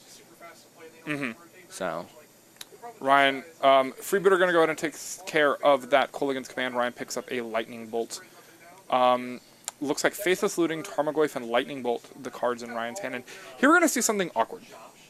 Jun's strength comes from all of its cards being powerful, and most of its cards being 2-for-1 style. Sure. Or just powerful threats. Yeah. While Faithless Looting is, in fact, negative card advantage. It is negative card, and it is a card selection spell. When you're selecting between point-and-click removal or point-and-click removal, there's not a lot of selection. Yeah. So you're losing a card just specifically to make potentially your young Pyromancer draws a little bit better and your Bedlam Revelers. So, of note also, the Lightning Bolt hit the Noble Hierarch and left the Freebooter in play. Yeah, man, you have to, you could have just done that next turn with the card that's under the Freebooter and also got rid of the Aether Vial. Yeah. Or... So, alright, instead of just saying that play was incorrect, so I'm going to actually talk about it for a second. Okay. So, if you Lightning Bolt that, then you prevent your opponent from playing 1 additional 2-drop. They can already play 1 2-drop, so they have to have 2 2-drops in their 3-card hand in order for that play to be good. And they have to have specific 2-drops to really punish you. Whereas if you kill the Freebooter, the next turn you can guaranteed kill their their Noble Hierarch plus their Aether Vial, which leaves the opponent with 1 land, 2 lands max if they drew a land. But if they drew another land, that means they're unlikely to have 2 2-drops anyways. So that's why making the Bolt play is just really questionable. Mm-hmm. I want to go ahead and point something out real quick to what Justice Dragon said, that stating that KCI can win, but Eggs couldn't. Eggs won a Pro Tour. It also won multiple GPs. I was at the one where Kibler literally walked away for 20 minutes in the finals. So I'm going to attempt to translate what he's saying, and I'm making all the assumptions, so feel free to talk to me about how I'm wrong. I think what he means to say is that KCI can show you 3 cards and be like, the game's over. Eggs goes... Here's my hand. The game might not be over. Do you want to make some popcorn? Go write a book? Well, I understand that, and Eggs is definitely the more miserable deck to play against. I think they are both miserable, and I think if someone like Matt Nass is playing it, it's fine. I think if a high-profile player is playing it, it's fine. But if you have someone who doesn't know the deck, it's actually the worst thing to play against. Is there an issue when one player that's really good at a deck continues to top 4 GPs? Wins 2 of them and takes 3rd in the other one with the same deck? If it's one player, I don't know if it's an issue. Okay. If it's multiple people just being yeah, I can do well with this deck, then yeah, it might be an issue. But it's kind of there are certain people that just can do well with decks. Okay, so back to the game for a moment, because we've seen Lightning Bolt go after Mantis Riders here, and we see Young Pyromancer come into play with no hand from Ryan. And this is just my issue of the Tarmogoyf over Lingering Souls thing, is that Lingering Souls would have been an extra card to discard off of your Faithless Lootings. Because we did see Ryan resolve one of his lootings there and discard a Tarmogoyf. Mm-hmm. And that would have mattered a lot more if it was a Lingering Souls. Correct. And that's just kind of the thing that's awkward about that. From this matchup, if you want to go ahead and take a shot at what you think Ryan might be sideboarding. All right, so from Ryan's side... Is it the Lingering Souls? It's the Lingering Souls.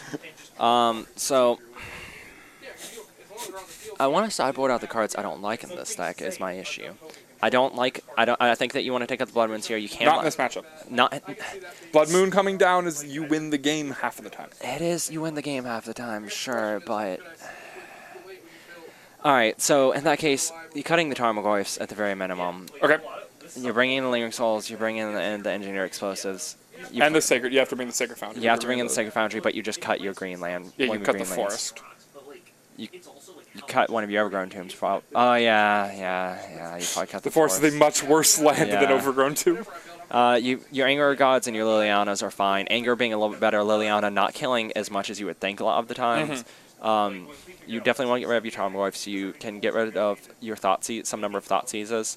That card dealing damage to you and being bad in the late game, which is where you're going to go a lot of times, is not great. For Goyf, the forest, or some number of Thoughtseizes for Anger, Lily, Engineered Explosives, Lingering Souls, and the Sacred Foundry. So you have 7 cards in and 9 cards potentially cut. So I assume 2 Thoughtseize is staying in. Yeah, or conversely, you could leave in the Tarmogoyfs if you want to. But that stresses your mana base so much. Let's be real. We might take the Tarmogoyfs out. We know they're in the 75, so let's ignore the Tarmogoyfs are there. Okay. What cards do you take out? So if we're ignoring the Tarmogoyfs, we take out the Thoughtseizes, we take out the Inquisitions, and we take out a Collective Brutality. Okay. Use your discard package. What we can kind of assume. But I also potentially, I'm going to honestly state that if Ryan thinks that Jund might be better than Mardu, and an excuse that he gave me earlier is he thinks it's better in this matchup, then I think he thinks that Lingering Souls is bad against humans. Yeah, so Mardu Pyromancer is a deck that, once again, it just can outvalue creature decks a lot of times. It can outvalue control decks. Yeah. This deck is nuts. But not this deck. Mardu Pyromancer is nuts. Jund Pyromancer is just super questionable. And the fact that you're having the Lingering Souls in your sideboard means you're accepting the fact that Lingering Souls is a good card in your deck. Yeah. All right, so moving on from here, let's go ahead and move over to the human side, where I anticipate your sideboard to be kind of similar to how it was last time. You have the Restoration Angel, which is going to make removal spells awkward. You have the 2 Sin Collectors, which are going to take spells from your opponent. Yep. We have the 2 Selfless Spirits, which are going to save your cards from cards like Anger the Gods and other removal. Yep. And then you have the 2 Direfleet Daredevils. It's the exact same chunk of cards that I anticipated to come in from that matchup, or I'm going to come in here. Yep, like all those cards are just good in both those matchups because so much of that matchup comes down to opponent's removal. In this matchup, I would keep in the 3-mana Thalia. Because it actually has impact on if they're bringing in their Lingering Souls or if they have their Lingering Souls main board. And Reflector Mage isn't a cut in this matchup, in my opinion, because of Tarmogoyf. No, it's actually a good card in this matchup, specifically in Jund Pyromancer. And it's okay against non-Jund Pyromancer as well. So if we're bringing 7 cards in, I would anticipate the Malcontents, all of the Phantasmal images in this matchup to come out. Yep. I'm not a huge fan of Freebooter number 4 in this matchup. And then in these type of grindy matchups, I like cutting copies of Nobles. Yeah, that's totally But reasonable. I don't know if Sebastian's on that type of thing. I imagine he will, but I don't know. We'll have to see as we go along. But All right, it looks like the game's already started, so let's go ahead and go there. We see a turn 1 Thoughtseize resolving, seeing a hand of Thalia, Direfleet Daredevil, Reflector Mage, and the lands to cast it on. Now, this does mean that Ryan left in at least 1 Thoughtseize. Frowny face. It doesn't mean he could have definitely cut down some number, but he does have at least 1 Thoughtseize in his deck. Which means that probably every copy of Inquisition of Kozilek's in the deck. I would hope so. We see Aethervial, the first draw for Sebastian, a pretty good draw here for potentially pushing himself out in front of what Ryan is trying to do. Yep.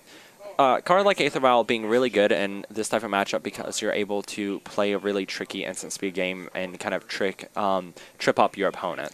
So Ryan went ahead and took care of the Thalia with the Thoughtseize there. Yep. Which means he probably has removal for this Thalia, which we see it there in that disgusting Lightning Bolt. Sebastian for draw step here picked up a 3rd Thalia. And he also has the access to, if say Ryan taps out for a young Pyromancer, to Direfleet Daredevil Bolt Pyro. That's really good.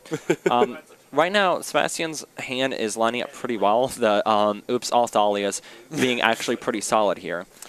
When your opponent is point-click removing Thalia, drawing more of them is actually good for once. Yeah, I've had so many times in not necessarily this format, but in assorted formats where I handle the Thalia in their hand and then they top deck another one, I just kind of die. Well, I agree with Chris Rush art. White border is killer. It's terrible, and I hate it. So, fun story, and this is a very specific story. Ryan's Lightning Bolts are all Italian 3rd edition.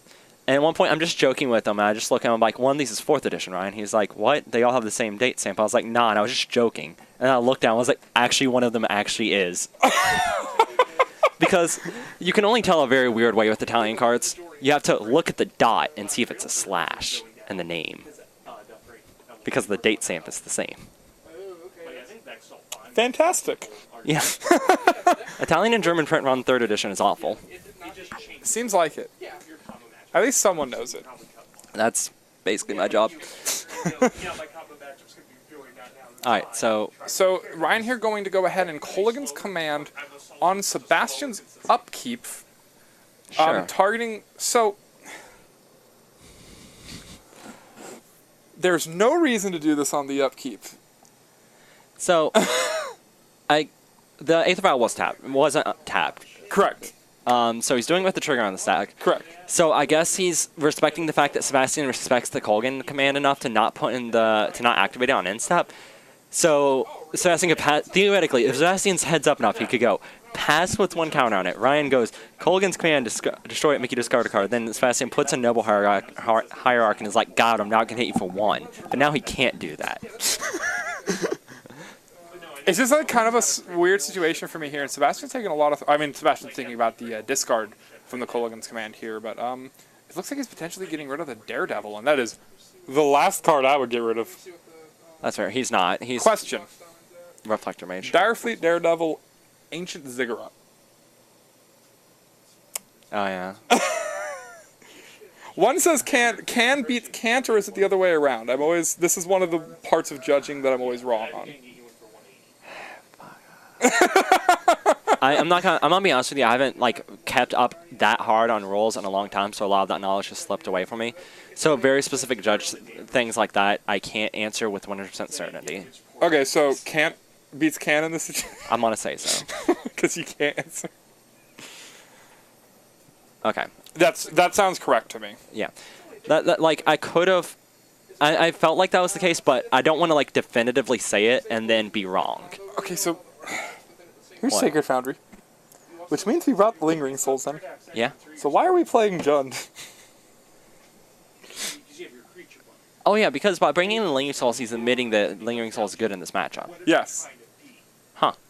So I think what Ryan said about why he thinks Jund is potentially good is that Tarmogoyf lets you actually clock your opponent under a Blood Moon.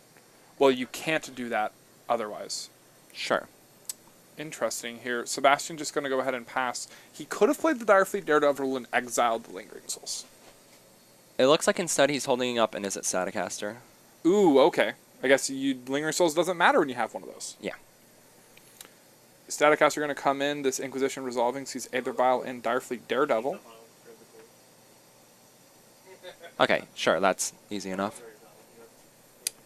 Staticaster going to take care of that Spirit, and we move to the opponent, and picks up a land so he can use that funky little Aether Vial. So Nice and late. he can use the Aether Vial, or he can crack that Horizon Canopy, whichever one floats his boat. I'm going to assume it's the good one. Yeah. Picks up a copy of Noble Hierarch. Going to let this Thalia come in for an extra point of damage here, putting Ryan down to 7. This is putting Ryan on not the fastest clock, but the Is It Staticaster in combination with the Thalia does make it a little hard for the opponent to. Tarmogoyf's a good draw here, though, yeah. and that Tarmogoyf should be a 5/4, I think, assuming that there is instant and sorcery. Okay, so the Tarmogoyf is a decent draw. There's Reflector Mage. Sweet deck. All right, so Reflector Mage is, when I said earlier Reflector Mage is good against Tarmogoyf, it's really good against Tarmogoyf. You think? Is it good here? 3 damage going to come in. Ryan falling down to 4, and now Lethal is on the board. Ryan, you have to draw something to be able to interact with it. Looks like you picked up a land, and that's the match. Yep. All right, so Sebastian. What? He took 3 from the Thalia. Yeah. He was at 7. Yeah. All right. But yeah, no. So that game, Sebastian was just able to go over top of him. He was able to suppress the things that Ryan was doing. He had the Is It Staticaster to handle the spirits. He had the Reflector Mage to handle the Tarmogoyf. He had the tools necessary in his deck. The Thalias made it so Ryan couldn't play efficiently. And they were just everything he needed. And it just kind of was a good showing of how this deck works in these type of matchups. All right, and we're going to be bringing in the Hollow One now. All right, now Hollow One. At this point, I think this deck should need no instructions. People have seen this deck. People know how this deck works. Couple standouts being this is not the Lingering Souls build. Nope. And there's one Hazrat in the main board as well as one Tasker. These are in place of the 3rd and 4th Gurmag Anglers.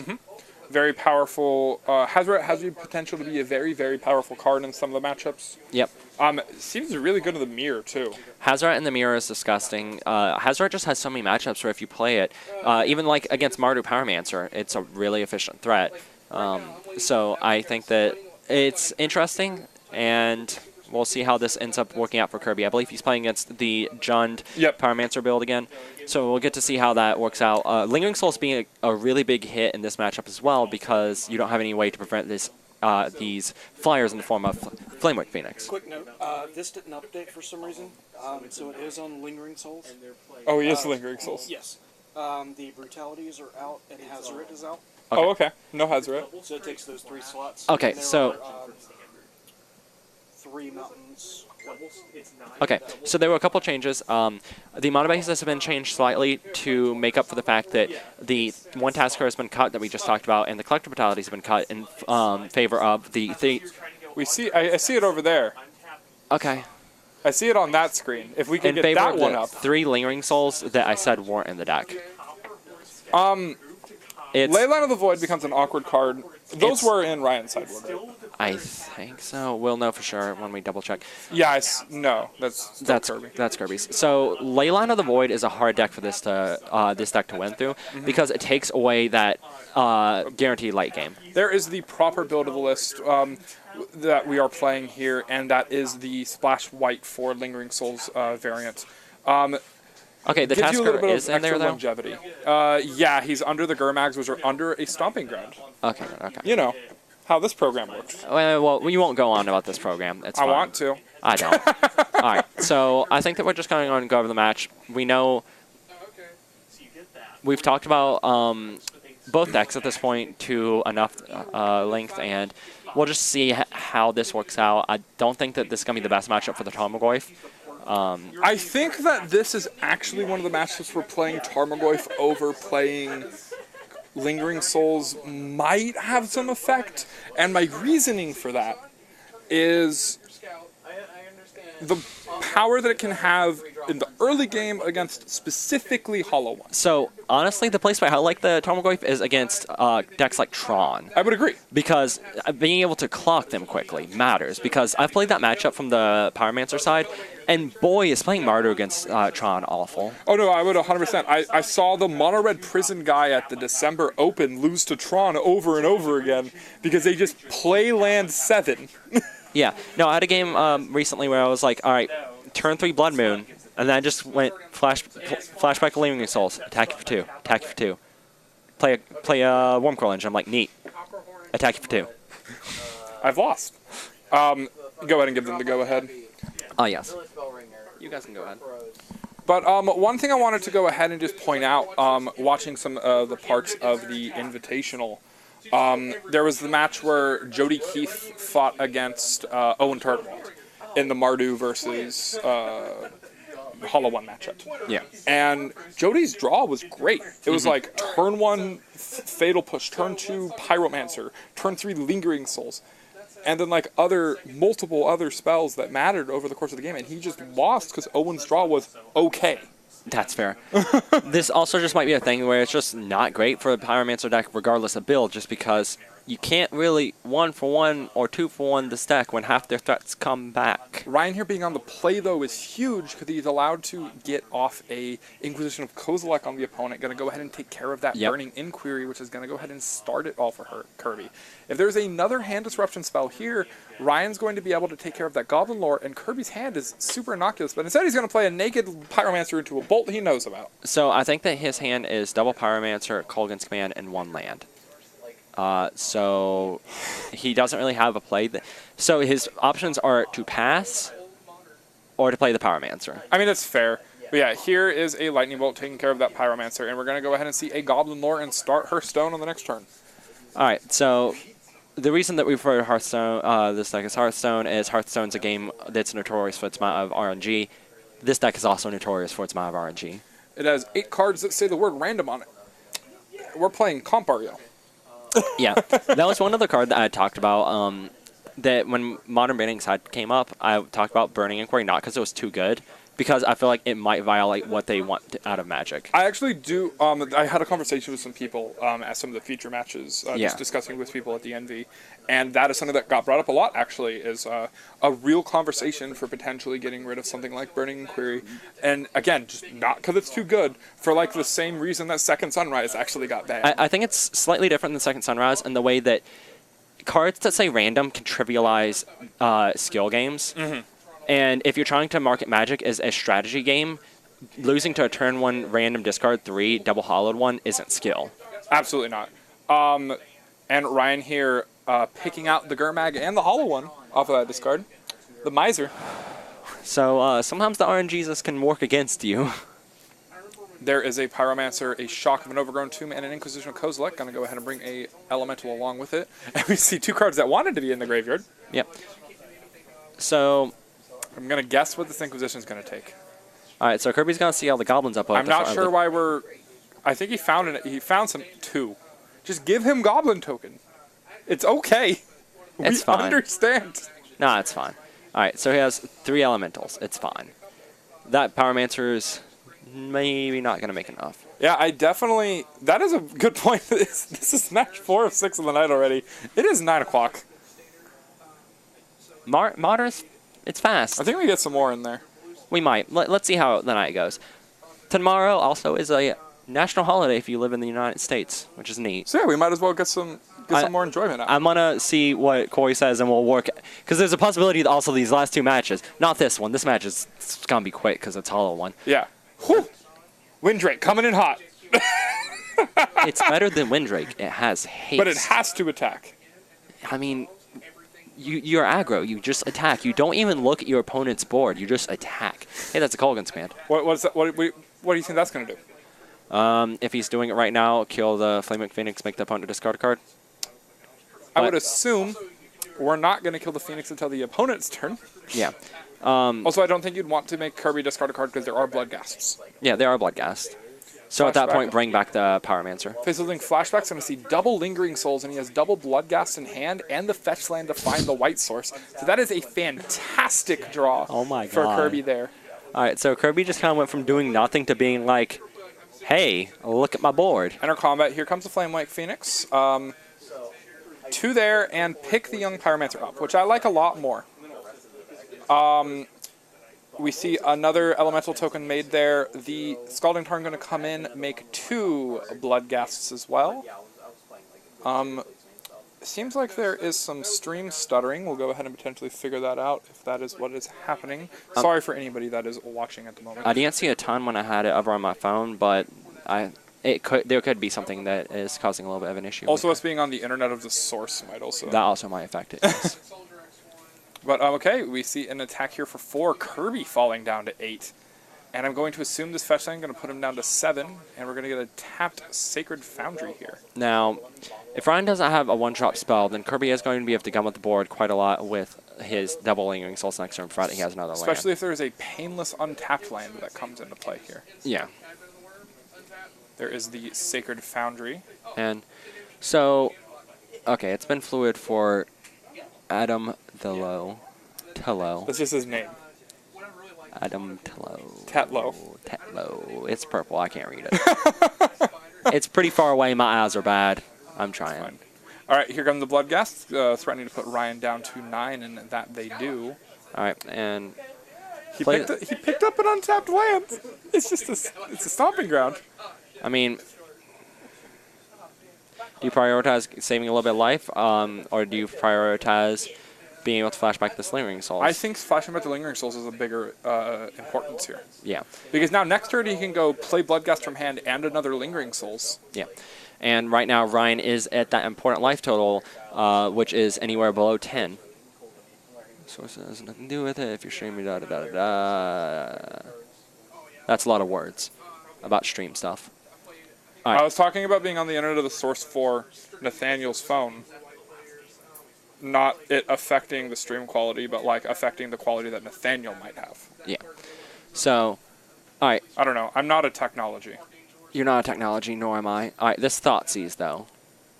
All right, takes care of Lingering Souls, puts Ryan down to 7. Okay, so is that Thoughtseize worth it? It makes 2 guys.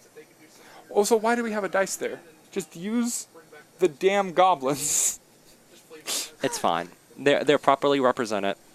As long as we know how many elemental tokens are there. But that could be one with 2+1/+1 counters on it. I doubt it. I really doubt it. What, are there no cards in this matchup that give +1/+1 counters? No. Actually. I wouldn't be surprised if like there's some random fun of in the Mario Pyromancer and the Jund Pyromancer list that gives +1/+1 counters. It's probably Olivia. It's I was thinking of the green Morbid card that gives 3 +1/+1 counters, but yeah, that also works. Oh, Hunger the Howl Pack? Yeah, sounds about right. Popper God, it's always Popper. All-Star. Hunger of the Howl Pack, eh? Yeah. All right, so Lingering Souls token going to go in front of one of the 2 elementals not willing to die to a lightning bolt here. and Ryan put on the back foot again. Enter combat. Here is an attack with everything. One Pyromancer has to at least block. I'm surprised that the other Bloodghast in hand didn't get played. Yeah. Oh, we might have drawn a Brutality? If you drew a Brutality, that's going to be real strong. Though, at that point, I kind of like casting the Brutality in your first main phase to kill off a Pyromancer and possibly drain, but it seems fine. You can't just take this, Ryan. You die. So is he blocking 1 and then taking 5? Right. Do you want to see one of my pet peeves? What's that? When a player represents quantity of token with a dice, And then leaves the dice. leaves the die on 1 on a single token. Now, we're about to know if that's the Collective Brutality. No, wait, no, he cut the Collective Brutality, didn't he? Oh, yeah, that's what I think he said. But it was a black card. I'm not really sure what it could have been. If it's a black card that prompted him to not play the... Oh, he it's can't play the Tasigur. blood. He can't play the Bloodghast because then he can't play the Lingering Souls. Oh, okay, that also does matter. Yeah, all of these extra color sources being red, kind of awkward. All right, 2 mana. Here is a Tasigur. Curious as to us not full delving for, because we've already entered combat. Also, if we had the Tasigur, we had a Flame Wake in the graveyard. We did have a Flame Wake in the graveyard, and it was free. And Kirby pulling it to the front now, realizing he had it in the graveyard, I imagine. And also, just leaving the mana up. I guess I mean, we can't be representing a Bolt because your opponent will be dead. Yeah. Kirby is now dead to a Bolt, though. I would be surprised if there are any ley lines right now, because we are not in sideboard games. All right, so... I would call a judge. Correct. Do we have anyone in our group that is still technically a judge? I think, is Connor? Connor still is. Yeah, he's not here currently, but I think he still has his judge thing. Well, yeah, I mean, I saw him do an event recently. Oh, he yeah, has to still have yeah, it. he can- does all the pre-releases. He can do events. I can't do events. This night has gone by very fast, and I think this is the longest game 1 we've had. The Jeskai Humans game 1 might have been close. This is definitely in the top 2. I think I would have liked to see the Jund versus Jeskai almost more than I would have wanted to see it versus Humans, actually, thinking about it. So, I think that I'm fine with either or. I think that would be interesting because Mario Pyromancer does have a favored matchup against Jeskai Control. And it's not like a crazy favorite, though, in my opinion. I think it's like just a couple percentage points. It's like 5 to 10 percentage points. It's not like you're just winning every single time, but you have. It's really hard for Jeskai to efficiently continue to remove all of your resilient threats. And it looks like Hollow One went ahead and picked that one up, so we're going to move to the Jund Pyromancer deck. If you want to go ahead and take this one, I'll take the random one. Sure, man. So I'm just going to run through everything real quick. The Leinon of the Voids, of course, being brought in here. They're pretty good. The Hazoret seems actually not terrible, just as a way of blocking, a way of getting through efficient damage. The Maelstrom Pulse being okay, and the Anger of the Gods being actually probably good. Yeah, I mean, a lot of their recursive threats are graveyard-based, Yeah. and if you're able to hit them with an Anger... And it's if you very have important. spots, Lingering Souls doesn't seem terrible. So that's 6 Now, without the Lingering Souls. without the Lingering Souls. We do have a lot of cards that are medium. So if you're on the play, having a turn 1 discard spell is good. But if you're on the draw, a lot of times it's bad. So we're on the play. So on the play. I do not like Blood Moons in this matchup. I agree. I I don't like Collective Brutality. Collective Brutality is pretty medium in this So there's matchup. one card, if One we're card. not bringing Lingering Souls in. if you're not bringing Lingering Souls in, then you just cut probably 1 Thoughtseize. Go to 6 discard spells is fine. Okay. Now, if you're bringing in the Lingering Souls, then I think that's when you start trimming down on more discard spells. Okay. I think that's completely reasonable. Tarmogoyf actually a good card in this matchup. Yeah. And the rest of your cards just being fine. Fatal Push is an awkward card. It's an awkward card, but it's so it deals with the one card that I think is overlooked a lot from the opponent's side, which is Old Jackal Pup. the Jackal. Like, having a consistent way of kill that turn 1 Jackal matters a lot. All right. Game 2. So other than that, I think that's about where we'll go for Ryan sideboarding. From the Hollow One sideboarding, we see, I anticipate 4 Leyline of the Void. They are very good in this type of matchup as well. If you anticipate potentially Lingering Souls to be in the matchup, you want those in. Also, just like how good it is against Bedlam Reveler, how good it is against the card Faceless Looting. It's just a very, very powerful card for that. There's also potentially an argument for BGH, because you saw your opponent on green. If your opponent's running the Tarmogoyf, I think there's a good argument for bringing in the Big Game Hunter. If they're not running green, you obviously don't bring it in. Oh, absolutely not. It depends on like if you have enough cards to cut, and I'm not sure that's the case. You don't have a ton of room to cut things. I would in this assume you're deck. taking out 4 Street Wraiths and they're becoming 4 Leylines. Yeah, that seems reasonable. All right, period. Done. Moving on.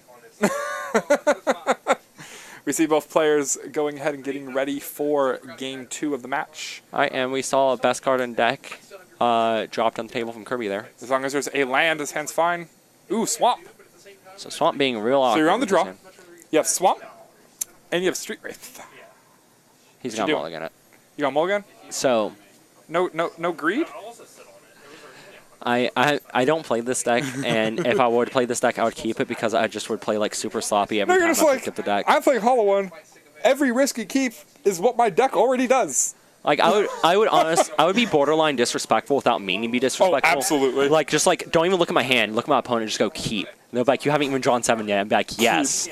I'll cast my turn 1. What about be disrespectful and just like take your opponent's creatures and like shove it off the board when you're resolving burning inquiries? What's your opinion on that? I'm not quite that bad. Because that's what I did. I'm not meaning to be disrespectful. It's just accidentally disrespectful. Oh, you're fine. The only time I'm actually intentionally disrespectful is when people get really cocky against me. The judge thing was a statement after making fun of you for asking if they were ley lines. What? He asked if the judge thing was a random thought or an actual question that someone had. Okay. And I said, no, it was a statement because you asked if there were ley lines in play.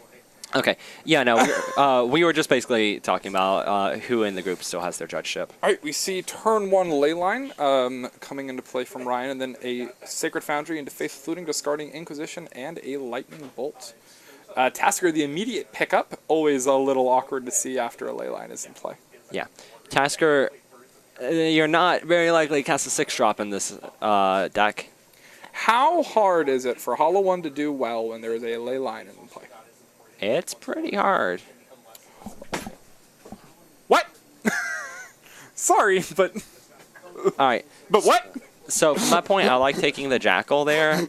Well, there was no Jackal in the hand. There super was. Oh, there was? I'm pretty sure there was. I don't know. Yeah, there's a I Jackal. didn't see the hand because Ryan's for some reason took Tasker. So, all right. So I like to like talk about things. Your opponent's not casting the Tasker. Oh my god. They're casting that Jackal. Even if you have the answer to the Jackal, just take the Jackal. Save your answers. Sorry. Yeah. And look, Lingering Souls came in. Yeah, Lingering Soul's being brought in. So question. What Would matchup? it not make sense to put the Tarmogoyfs and the Greenland in the sideboard If you're bringing in Lingering Souls against all these decks that seem to be pretty good. and just bring those in against Tron? Yeah. All right. So, anyways, we're doing an aggress. We're swinging for 3.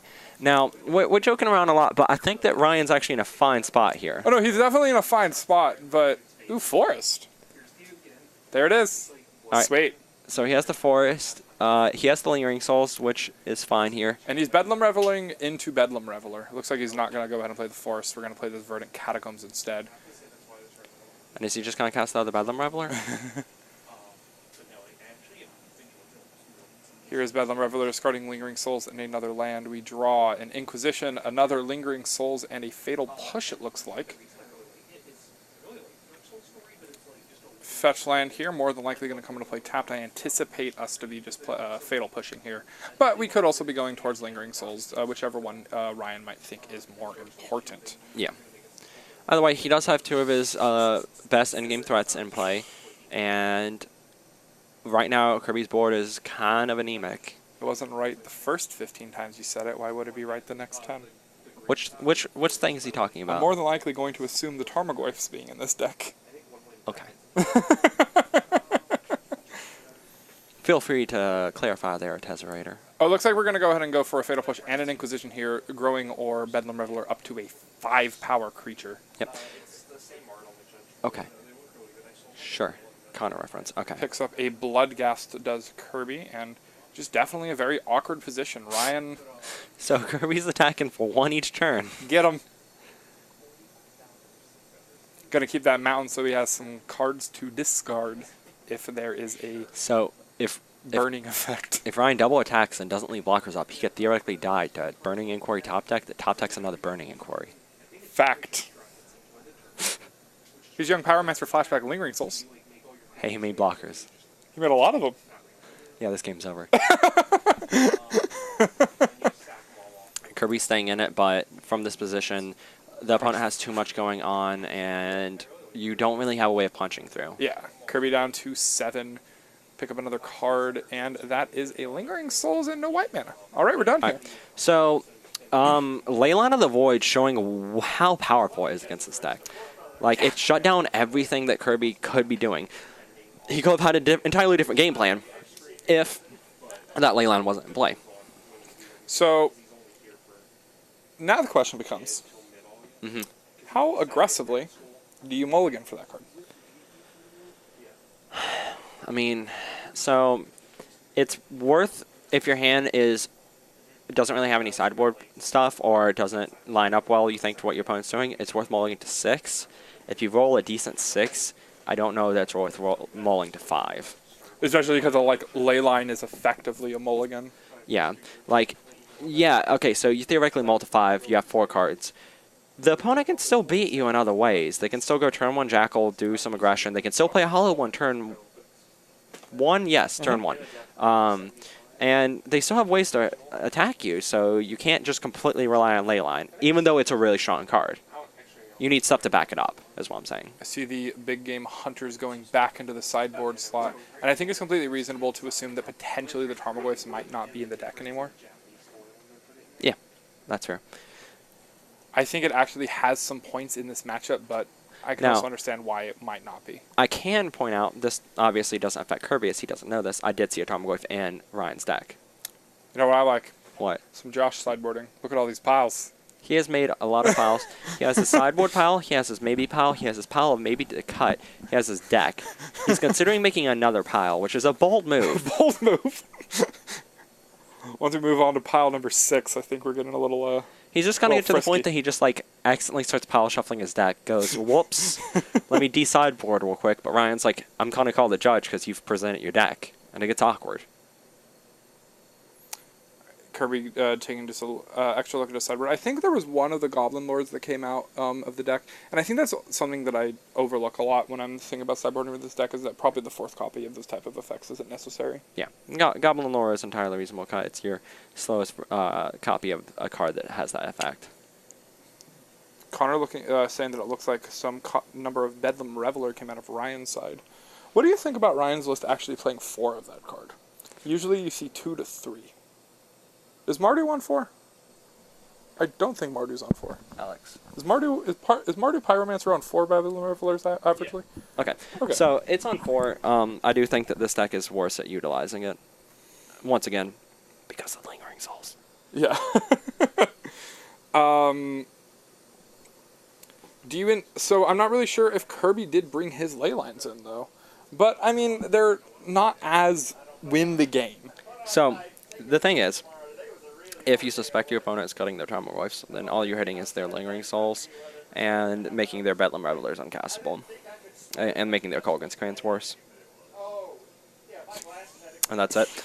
And it's just really, are you willing to dilute your deck to make those cards worse from your opponent's side?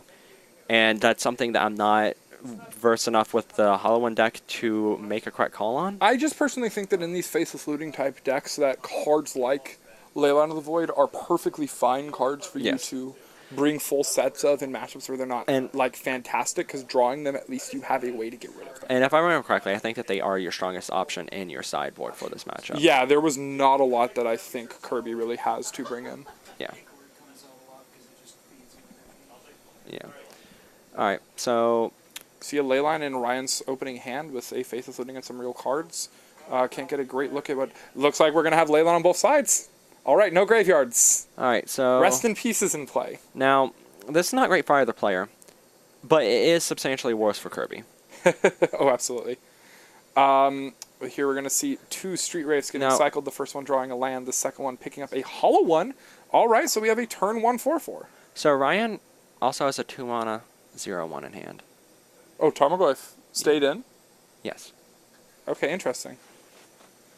Yeah, that is a 2-mana 0/1. I'm going to assume it's going to be put into the exile zone with that Faithless Looting. Yeah. That is the benefit to running a card like Faithless Looting, is if you have a dead card, you can get rid of it. There is the Hollow One, which is going to be an awkward card for Ryan to have to answer very early on in the game. His deck does not have a lot of efficient ways to get rid of a Hollow One. Now, and it looks like he kept a one-lander on the back of the Faceless Looting and the Leyline. So this puts him in an awkward situation. He has that Inquisition at the front of his hand, primed and ready to go. He has an 8-mana spell in his hand. He has an 8-mana spell in his hand. It's never getting cast. So he has a lot of options here, and by a lot I mean he has two options. One is to cast the Faithless Looting, try to guarantee your turn 2 land, and the other is to Inquisition and take out any gas the opponent might have. I think that at this point you're probably going to fire for the Inquisition because you don't really have a good 2-drop lined up, so you can't really capitalize on having that guaranteed second land drop. Okay, I can understand that. If there were, say, a Terminate already lined up in the hand, then the Faithless Looting is obviously the better play. But it looks like we just have Lingering Souls, Tarmogoyf. A lot of these cards just aren't going to do anything, but here's the Looting. Picks up Inquisition and a Forest.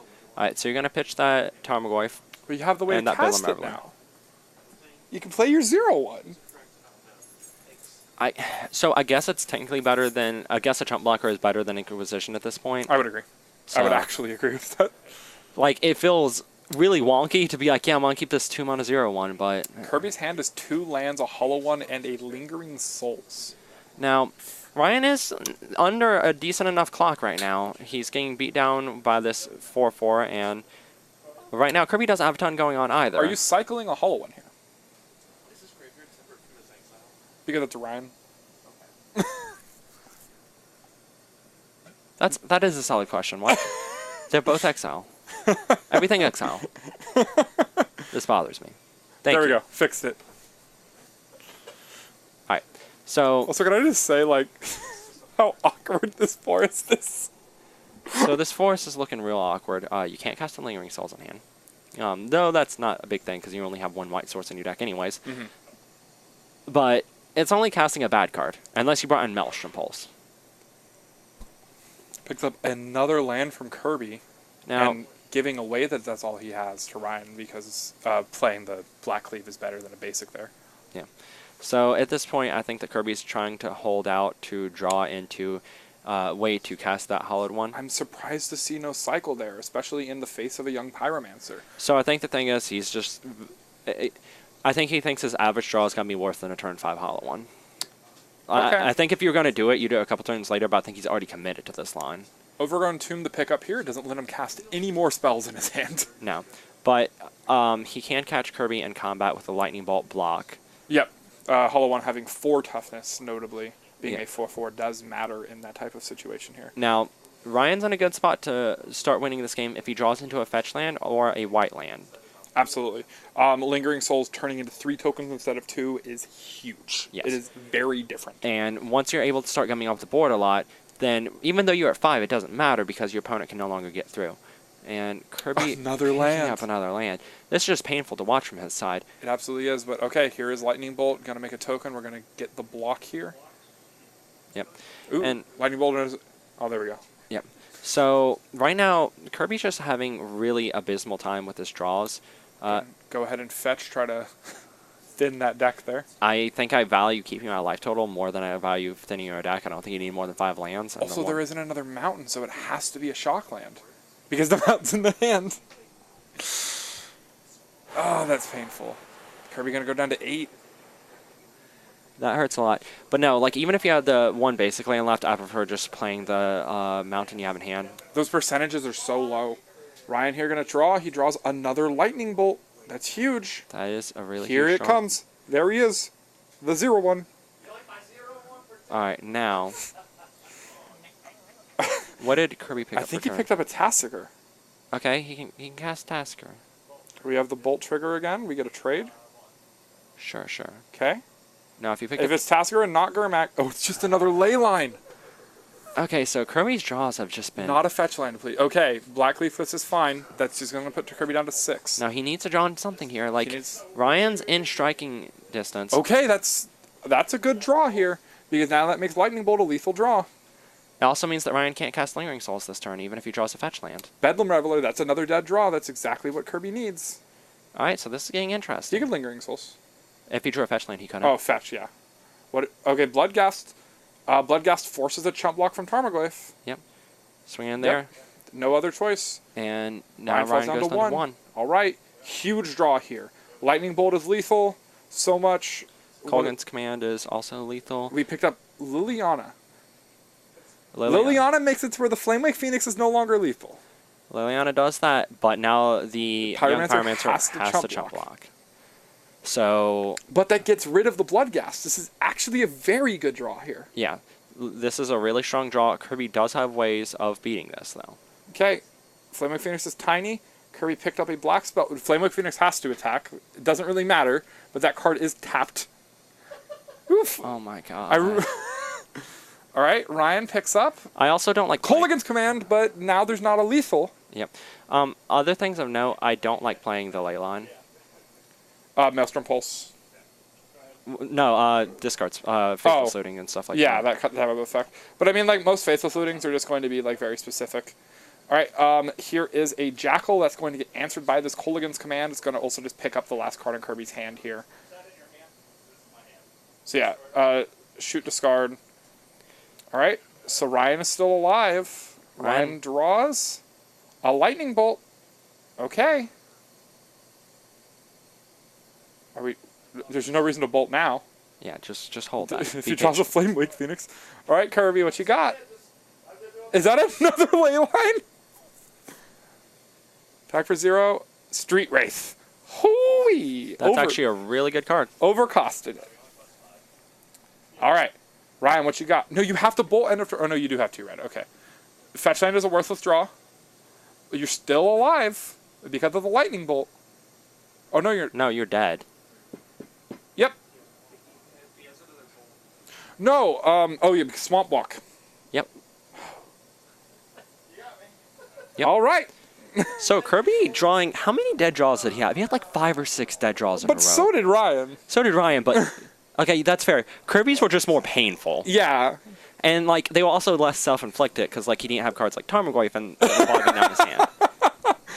All right, so we see... And also, no, Ryan was having good draws. His mana base just was not working with him because he Yeah. had double Lingering Souls. Those aren't bad draws. His mana just not working out with him. So Alrighty, so we see Ryan falling to the Hollow One. And now we're going to see Hollow One up again, but this time it's against a lot worse matchup. So Elves being a deck that can... This just gets weird. This is a weird matchup. Hollow One just makes so many matchups weird. You can't really count on the like random chance of it really affecting the matchups. Yeah. But it definitely can make it kind of awkward. But Elves is this type of deck that on average, these I'm just a big creature deck, usually Elves gets an advantage because they don't get a lot of favorable interaction against what you're doing. And Elves creatures get bigger than 4/4. Yep. And this being the build that runs 4 Shaman of the pack in the main board. Specifically FNM from Llanowar Elves. We don't want Specifically to FNM make sure that those are anything else. Now, you're not running white, but you are still running the Horizon Canopies as they are a land that replaces itself in the late game. So you're fine taking that little point loss against decks like Burn. And this is pretty stock. You're just playing elves. You're just trying to win quick, and you're very Is- consistent. Is Stain the Mind the Convoke Memoricide? I believe so. Yes, it is. Okay. Kind of an interesting sideboard here from Alex, but I mean, this just looks like stock elves, is what I would expect. Yeah. No copies of the weird snow elf that I've seen people playing as like a Yes. Llanowar Elf 9. No, so this deck has a lot of, it has actually some neat tools from the most recent sets in the form of Shaper Sanctuary from Rivals, and then more recently Damping Sphere, not Dampening Sphere. Damping Sphere being good against Tron, being good against KCI, being good against Storm. Dampening Sphere can have a negative effect on your own deck, though. It can. But usually the decks you bring it in against has a stronger effect against than it does against yourself. Elves doesn't play a card like Jorga Warcaller because of the negative synergy the card has with cards like Collected Company and Court of Culling. Yeah. And on average, your powerful draws don't need an extra effect like that. Now, I do believe that there are some builds, specifically the white builds, that play Draugr Warcaller because it's a way to pay off on your infinite mana. Also, you don't have a card like Shaman the Pack to punch through that additional damage. And Elvish Champion is there. It's just in the sideboard and primarily for those type of mirror match effects. Yep.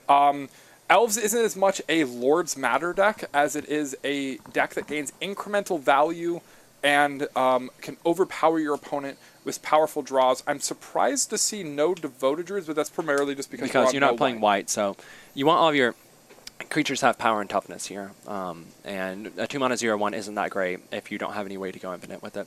So I think that this is about all we really can go on about the deck, and we should just go on. Do you think the 2-mana Lord that tutors for other 2-mana Lord is a real card that can potentially break into Modern? Because it is a card that I've seen some of the pros discuss. I don't know. I don't think it is, but I could be wrong. Okay. I don't think it. I think that the elf deck would have to change slightly to accommodate it, because, like you said, it's less focused on the Lord's Matter thing. And Like, if there is a my creatures are just my thing instead of I'm just trying to observe yeah, you. I could see a build. I just don't necessarily know if it's the build we have right now. I feel like that would be like the budget hand your friend build for them to play at You've got that. You got some Still Leaf champions. You know, whatever. You're just going fast. It's like full max on every Lord effect. Just like play this, kill people that don't interact You're with basically playing Green Morpholk. It's fine. you. Yeah. All right, I'm gonna go and give them the go ahead. You guys can start whenever. And yeah, of course, GCM 7, that is one of the primary things that we want to do here with the way that we have everything set up, is that we can discuss with chat any questions or any statements that they might have for the matches that we're playing, because I feel like it's a much more interesting experience if the people that you are watching get to also talk to you. Yep. Now, Alex leading off on his Lorwyn on Tapland reveals the elf that he's playing from his hand, plays it. Glintleaf Palace. Yeah, man. That one, I literally can never remember the name of that card.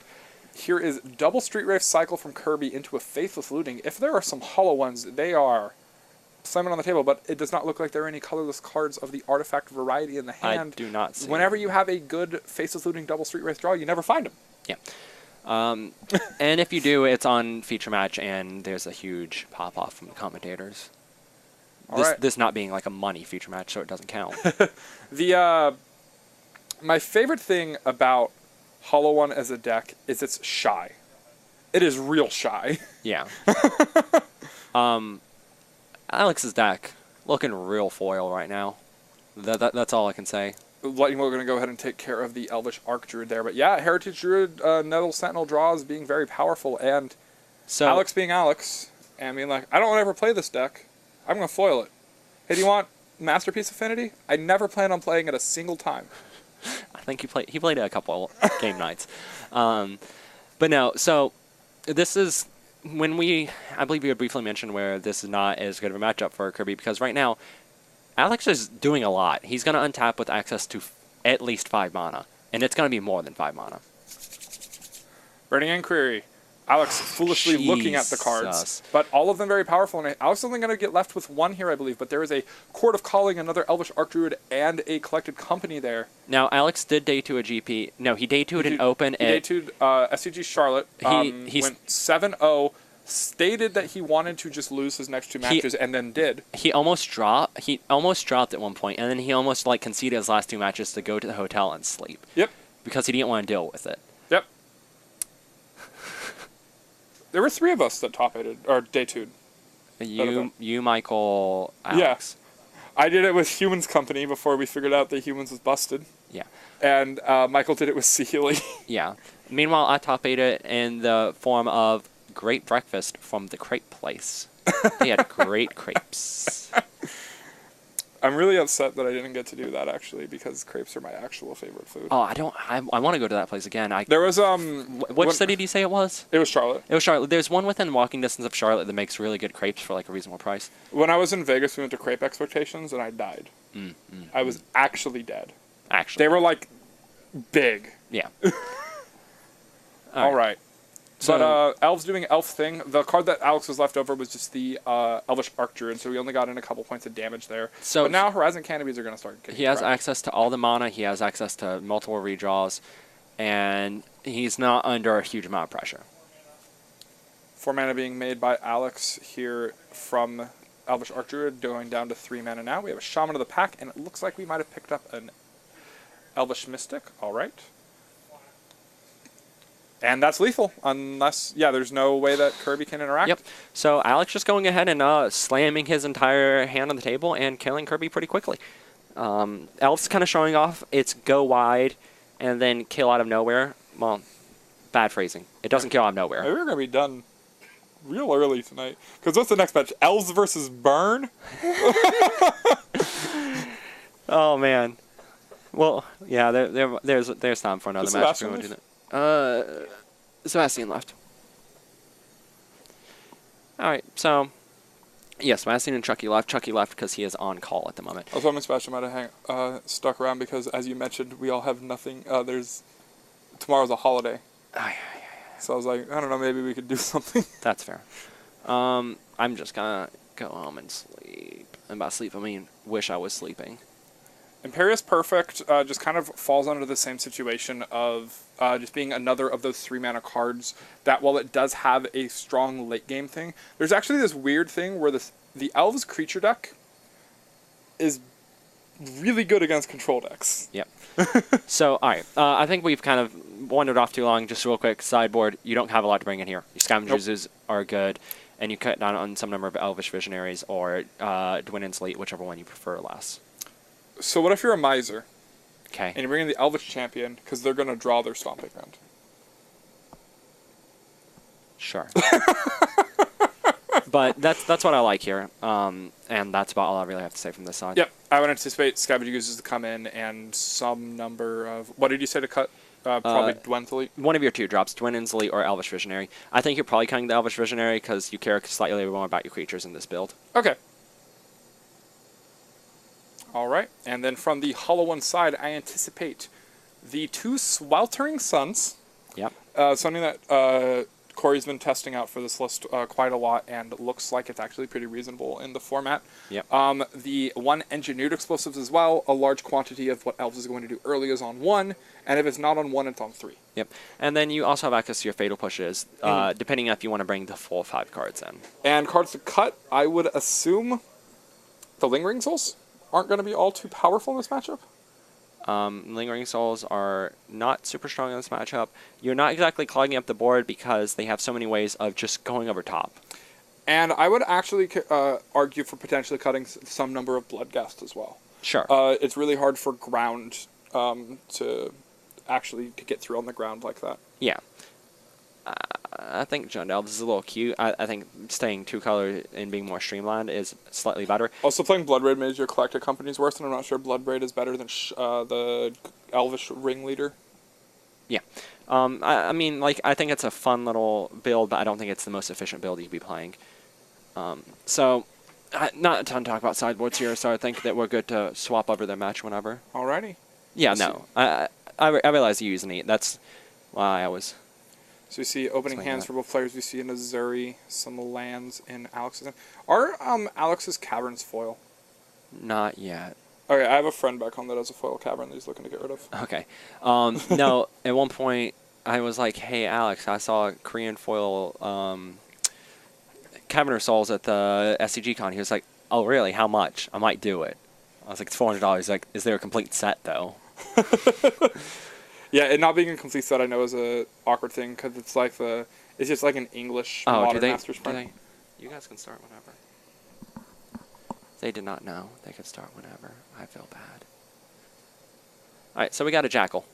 All right, that is one of the ways that Kirby has to potentially push some real damage out early. Yeah, I could certainly see Kirby just trying to like be the aggressor in this match and hope that Alex can't start doing his thing. All right, Burning Inquiry. There is a Hollow One, another Hollow One picked up. Bloodghast, Flamewake Phoenix in the hand. All right. We have some good cards to discard and some good cards to keep. So this is where the kind of RNG element comes in that becomes kind of ridiculous because if he discards 3 certain cards, he wins the game. If he discards 3 other certain cards, he probably loses the game.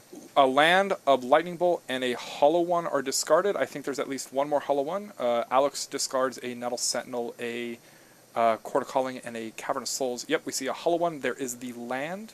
But unfortunately, Flamewake Phoenix and Bloodghast stayed in the grip. But importantly, Sweltering Suns stayed in the grip. Okay. So I think Kirby has a really good shot of pulling this one out. I would agree. So 4 damage going to come across from that.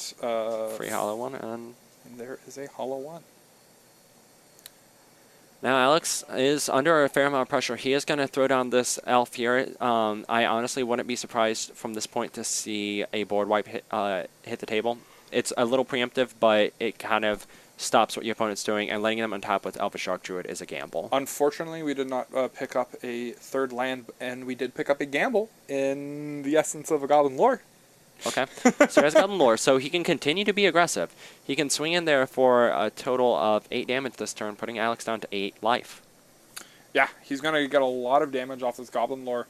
And if Phoenix goes with the Graveyard and untapped land goes in the hand, that's another 2 damage coming in from a Flamewake Phoenix type effect. Yeah. Burning Inquiry, a Phoenix, a land, and a Tasigur. So there are some really good discards again. Alex is in a position where he's kind of at the mercy of what Kirby draws / discards. All right, Alex, what do you get? Those 2 in the far one. We see the land, importantly, hitting Okay. the Graveyard, Tasigur, and the Burning Inquiry. Other than the Sweltering Suns, I think those were the best cards in the hand because, yeah, he's left over is Phoenix Suns, Bloodghast. Okay, so Kirby kind of falling victim to his decks, his own decks, random. All right, Yes. Alex taking 8, falling down to 8. And Now- if Kirby finds an untapped land, though, It's important to state that Kirby does have to worry about how much Alex does this turn, because Alex has the ability to put a lot into play. oh, definitely. No, this is a dangerous position. Dwennan's Elite going to go ahead and bring an elf with him. There we see Mr. Meeseeks, the elf. just as I expect. Oh, whew.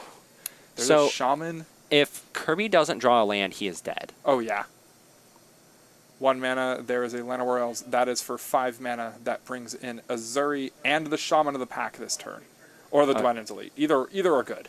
So he's left with Right. enough mana to regenerate one of his creatures, You and get? Oh, that's huge. that's huge. So Alex will be left over with 1 Elvish Archdruid, and I do know Alex well enough. He might concede. There's a Shockland. Kirby falling down to 17, and there's no other line. Here's the Sweltering Suns. Yeah. Alex taking a look. Okay. Regenerate the Archdruid. Okay, we're going to stick So around. that's a 7 for 1. Sorry, 7 for 2. I was about to say, it kills the Jackal. Yeah. Get him out of here. So Alex at 4. Alex at 4, and his hand is 1 Shaman of the Pack, which Slam. does kill the Hollow One in combat. I'm curious why the Dwennan's Elite's down there. We don't worry about that. And Bloodghast in the hand. Flamewake Phoenix is going to come in. This has to block Hollow One. Sure. Alex falls to 2. Not really sure what he's drawing to, but I don't think it's Pendelhaven. Yep. All right, so Alex taking that loss. Kirby's hand was really good, but His discards were real bad. yeah, it was a mixed bag that game. But I think that Kirby just had everything he needed to win the game, and I think he's going to have a hard time pulling off as convincing a victory. I don't know. Burning Inquiry does that. It sure does that. And to be fair, he could have more convincingly won the game by playing 2 Hollow Ones turn 1, and then And then also just discarding his Bloodghast recursive and cards. as recursive cards. You know, like the disgusting Hollow One draw, because the disgusting Hollow One draw doesn't just require you to draw specific cards. It requires you to discard specific cards. It is RNG on top of RNG. That's exactly what happened to me round 3 of the Invitational when I was on the draw in game 3. My opponent went like turn 1, Inquiry, discard, like Phoenix, looting, Bloodghast, play a hollow one. So I played against this deck like right before it became really big, and I thought it was a joke deck, and I was playing blue-white control, and they just kind of like went off in game 1. I was like, I can't believe I'm losing to this trash. I remember when it first showed up and it was playing that Madness spell that picks up a black creature from your graveyard. Oh, the dumb Future Sight card, yeah. Yeah, the like 0-drop Madness spell that picks up a black creature. Yeah. The first iteration of this deck was hilarious. Yeah, that kind of happens a lot. There was also just the first iteration of the Hollow One deck in general where it had The Vengevine. Vengevines? Yeah. Alex's hand looking decent. All right, there is a Nettle Sentinel, and Kirby's opener looks like there's 2 Jackals, at least 1 Street Wraith, and a couple of the lands. Alex did bring in the Lord here. Ooh. Okay. So he's going to play an elf, and he's going to play another elf. And then he has the Lord next turn, and he can start aggressing Kirby. I like the Lord from the position of, like, it lets him be more aggressive. Kirby here picked up Sweltering Suns and does have access to a 3rd land. Jeez. That's so good. Like, that Sweltering Suns is giving him so many points in It makes match. this matchup that I think might be really bad, like, actually good. Yeah, it requires you to have specifically the card, but you have the ability to dig through your deck efficiently enough, and this card just, it looks like it wins the game a lot of the time. Jackal came in, just did 1 point of damage to Alex, and Alex was like, okay. It's also because this match, from Alex's side, is a racing match. He's trying to win as quickly as possible, and Sweltering Suns punishes you for that. 2 damage going to come in, put Kirby down to 16. Here is Azuri. Okay, so this is fine. Even if the opponent casts the Sweltering Suns, Alex will still have 2 elves in play. And he's playing very smart into it by just not tapping anything. But here's Lightning Bolt going to take care of Azuri. And Kirby having all that he needs to do to punish Alex's draw. It was, like you said, it was a smart play on Alex's side, even though he got punished. And I believe left over for Alex is an Elvish Champion and then another 1-mana elf. I think it might be the Llanowar Elves. Yeah. As one of his leftovers. So definitely nothing really to work with from his side after a Wrath happens here. Nothing really work with now. I believe that Kirby's hand also has some gas left in it after he answers the board. With at least a Street Wraith. Now, he is going to be... Alex will be the first person to put anything on the board after the Sweltering Suns. That's not necessarily going to be good enough, but it is something. Kirby here going to go ahead and draw a card, finds a Burning Inquiry. We see Lingering Souls in the hand along with, I believe, another Jackal. Now, he could play it patient and play the Lingering Souls to bait out more creatures, but he's just going to throw out this Wipe Will Kick. He set it up. He might as well follow through with it. Alex picks up a land, and here's both the creatures. Yep, and at this point, Alex he can't hold back any creatures because he needs to commit as much to the board as possible. Elvish Champion is a 2/2 or a 3/3 at base. 2/2. Okay. So both creatures is a 2/2. Kirby here going to go ahead and fetch. I believe we're going to see a untapped land here along with Jackal plus Lingering Souls. Yeah, and that kind of prevents Alex from effectively attacking with anything from his side unless he draws another Lord. And kind of allows Kirby to buy more time.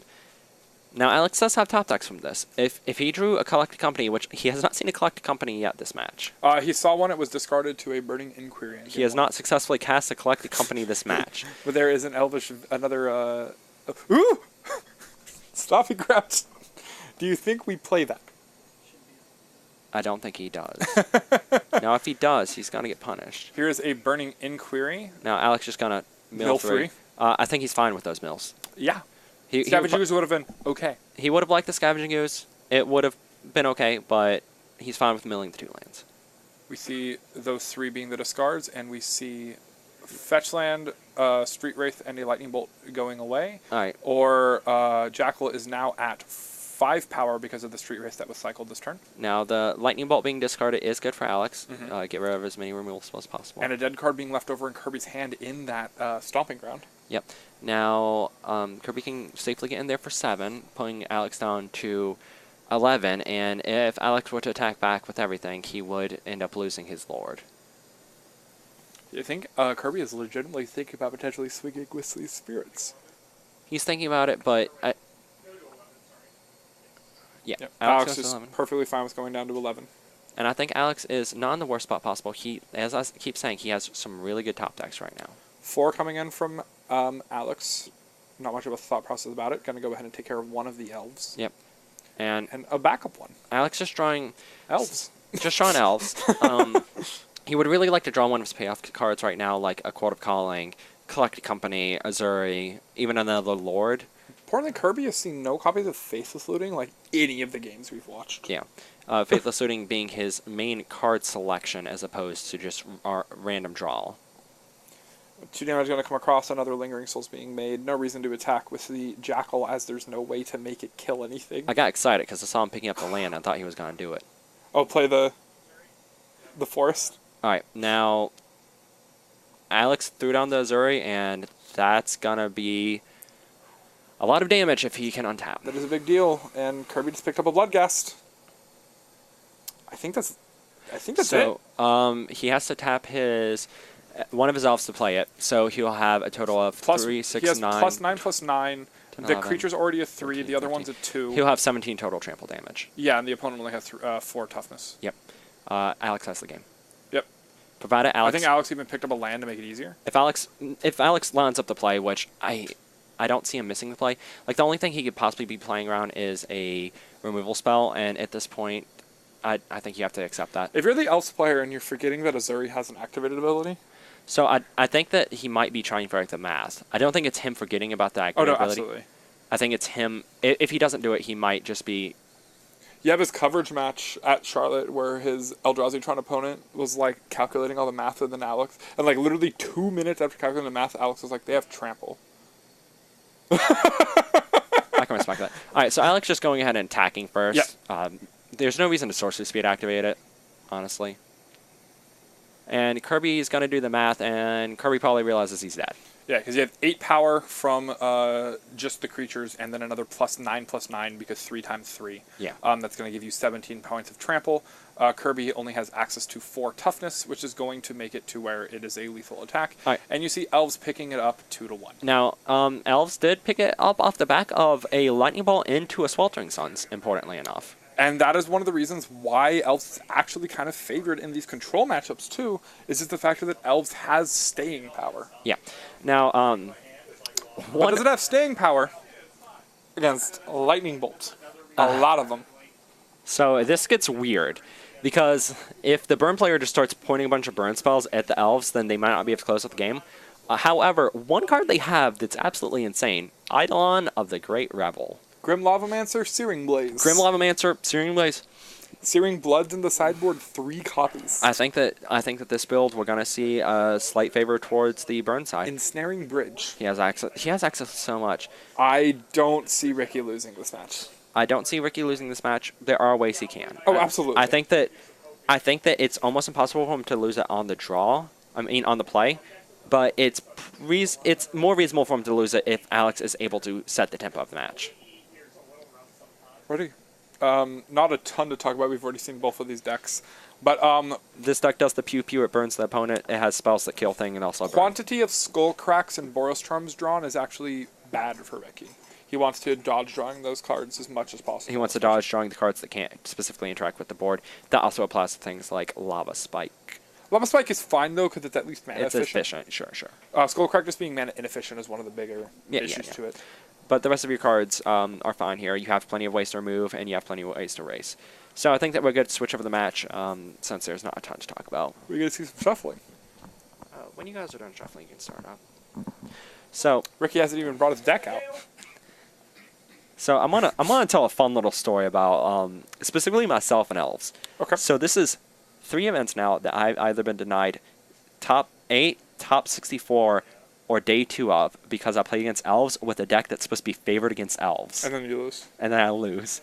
What were all the decks? That you won? Jeskai Control, Okay. Jeskai Thopter Sword combo, and Grixis Twin. You lost to elves playing Twin? Yes. Like, one of the games I even saw my opponent lead on Basic Force, some elves, and I was like, mono green elves, I can't believe I got the bye. And my win ended day 2. And then they won. I was like, can you please stop? I don't think I have lost a single match to elves in a Compare event. So And I always play decks that are like 50-50 against. every game I've play tested, every game I've played in casual events, I have never lost elves. But when there's money on the line, I can't beat elves.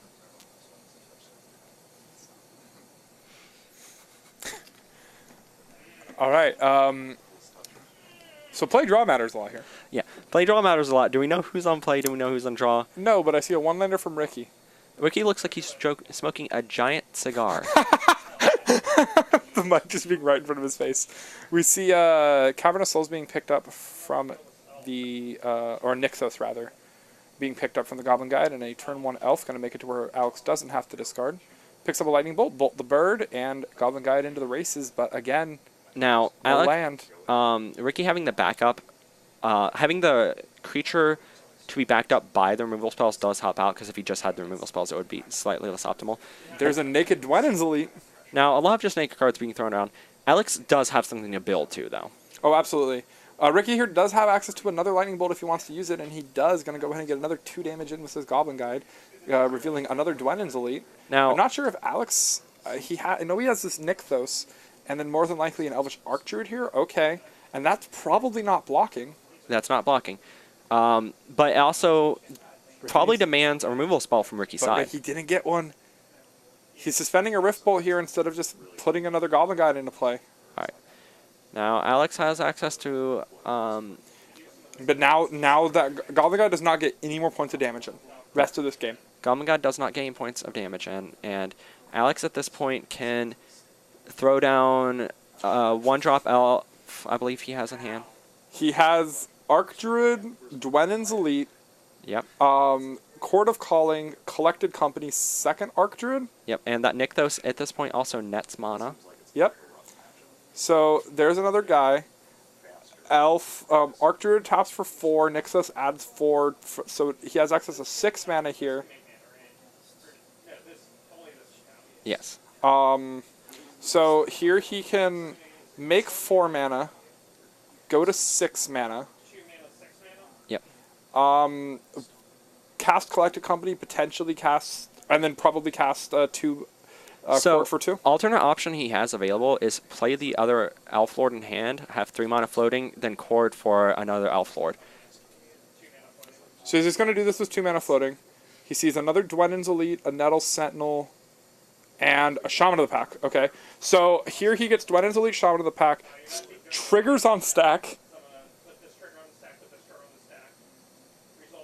Resolve that one. He's going to chord, get another Shaman. Jesus Christ. So that's... So he currently has access to 3, 16 4, 5, damage. 6, 7. So yeah, he can put his opponent to 2. Jeez. And this was a turn that was started on just Elvish Archdruid. Hey, Ricky. I heard you like Burn. Take 16, idiot. Alright, so this... Alex kind of showing how he can punish... Ricky, where are you going? Where are you going, Ricky? So Ricky's not But technically... we're having so much fun.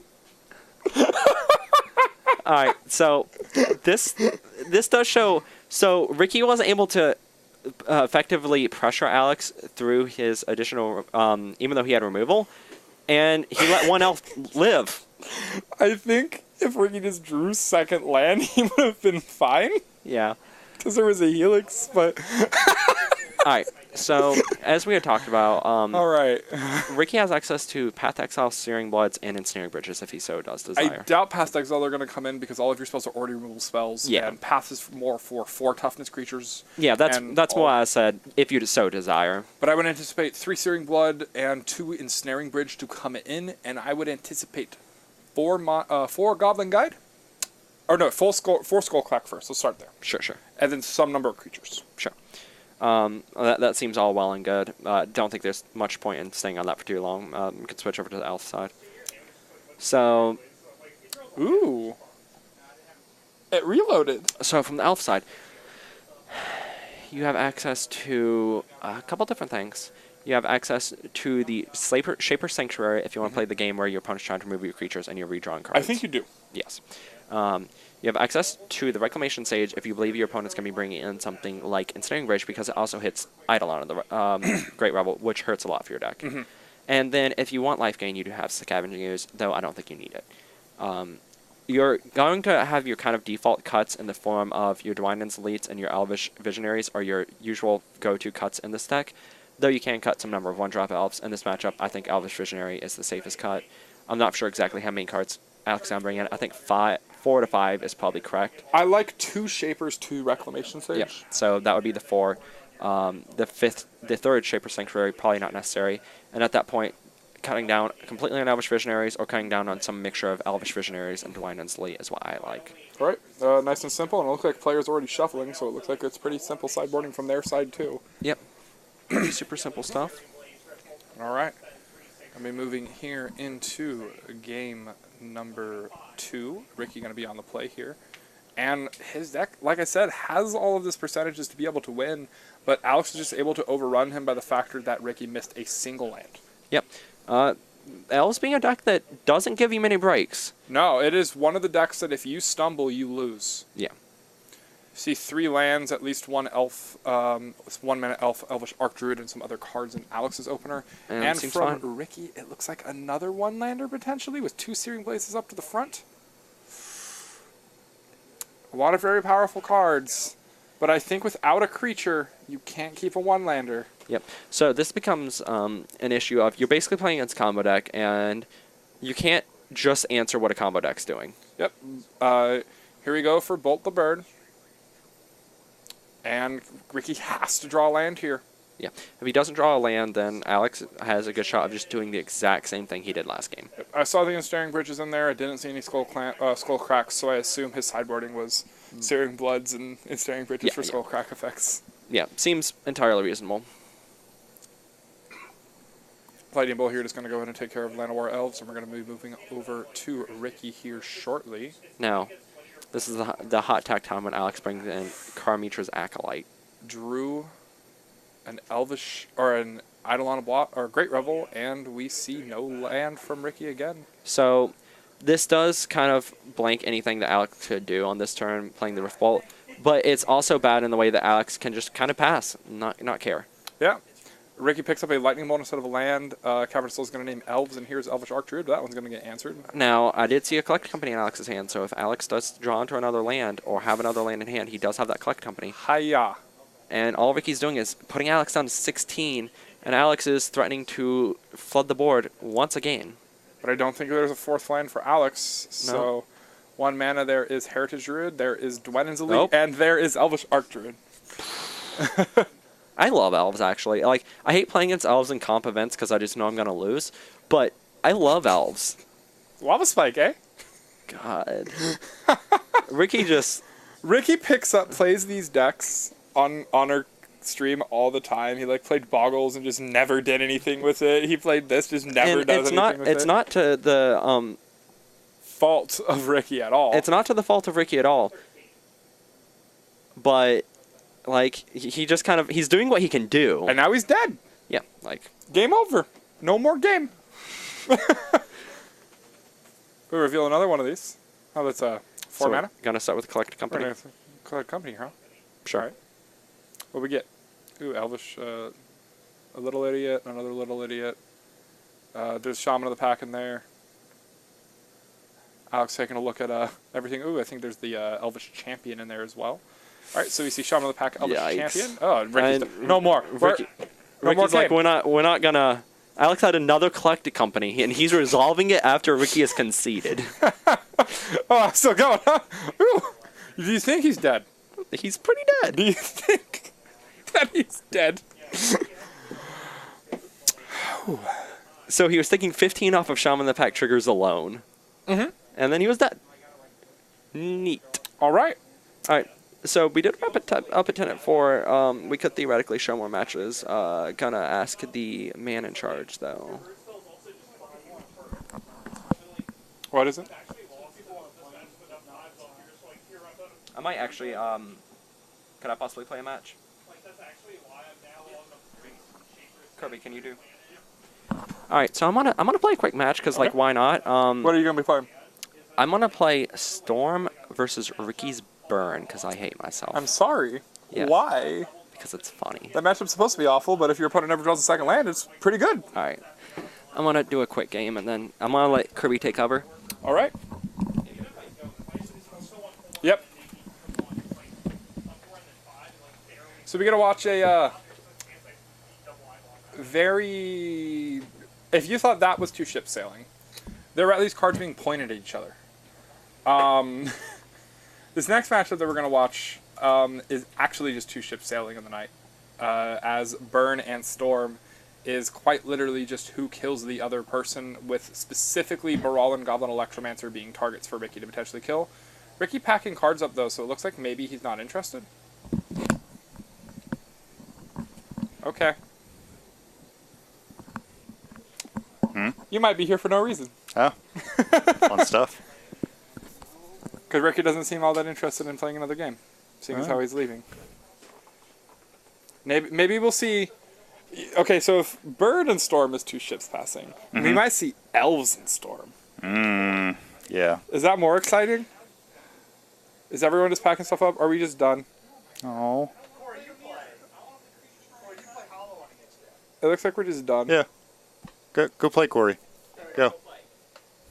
Are we playing? Okay. You, get over here. Ricky, come back. No, Ricky, no! We need you. But I got nothing to do tomorrow. I know. Exactly. So where are you going? I don't know.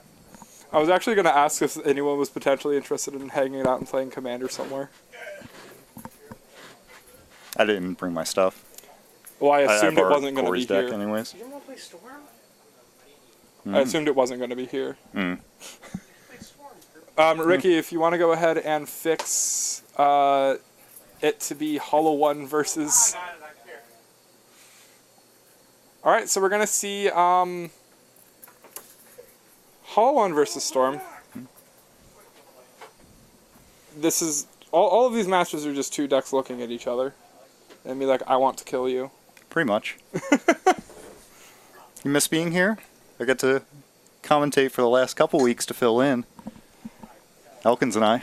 Oh, yeah, no. I listened to some parts of it. You two work really well together. You two are like the side group for, like, specifically Nathaniel and I. One thing I did get a little bit of feedback from is I think Elkins is a little less familiar with Legacy. So last week we did have a lot of dead air, unfortunately, but Modern went really well. So we just need to keep that in mind in the future. Yeah, make sure that the players that are familiar with formats play it. And I'm going to familiarize myself with that format quite a lot. You can start. I'm going to familiarize myself with that format quite a lot now that the card that I hate is gone. I'm trying to think which one you hate I just more out hate of it. Gitaxian. Can't stand Okay. it. No, it's That was- absolutely Death Ray Shaman. No, Gitaxian Probe is actually one of my favorite cards. It's just one of those busted cards that they really shouldn't have printed. Yeah, no, there's no... Phyrexian Mana should have never happened. Or at least if you're going to make Phyrexian Mana, make the investment real. Do you know why they made Phyrexian Mana? I'm not quite... Is there, like... Yeah, I there- assume there you is- have the reason for Yes, there is a reason. I'm not just like throwing it out there. And, oh, Arbitrary question. guess we'll have to find out next time. No, but I play... when I first started playing was actually New Phyrexia. That was the first pre-release I went to, and the first standard format I played in was Stoneblade Standard. I'm sorry. No, it was actually great. It was the first deck I bought, and I played a Yeah. lot of the mirror, and I loved it. I loved it. It was... I found him so miserable. It was so skill-intensive, that mirror. Yeah, that I will not argue there. That It is was very the type skill of magic intensive. I love. I loved Jeskai Black mirrors. I did not like the 4-color deck battle standard because you spent the most time on turn 1 figuring out what you wanted to fetch. Just how do you sequence your lands? Exactly. The rest of the game was fine. But But okay, so why does Phyrexian Mana exist? So originally they were going to do colored artifacts as the big thing for New Phyrexia. But if you might remember, Alara Block, that was the big thing for Esper. They couldn't figure out something different to do for Esper for Alara. And their rule is, hey, if the set coming out sooner needs that mechanic, it takes priority. Okay. So you'll notice New Phyrexia still had some colored artifacts, but instead what they did was they put the Phyrexian mana On their colors. to Okay. do that. They've kind of changed their philosophy more recently, that they're more willing to do colored artifacts. They don't have to make It's it not be some a special weird thing. theme, especially to prevent them from making any kind of like broken formats or broken cards like we dealt with Kaladesh block, Yeah. where it was like, oh hey, we have all these powerful artifacts and not a way to really keep them from being in all decks. Like you have your Smuggler's Copter, your Aetherworks Marvel, you can just put it into whatever shell you feel works best, or a variety of shells. Whereas if they have that color restriction, it's harder to cast, and it's more limited to specific archetypes or color combinations. There's some stuff that's happened here.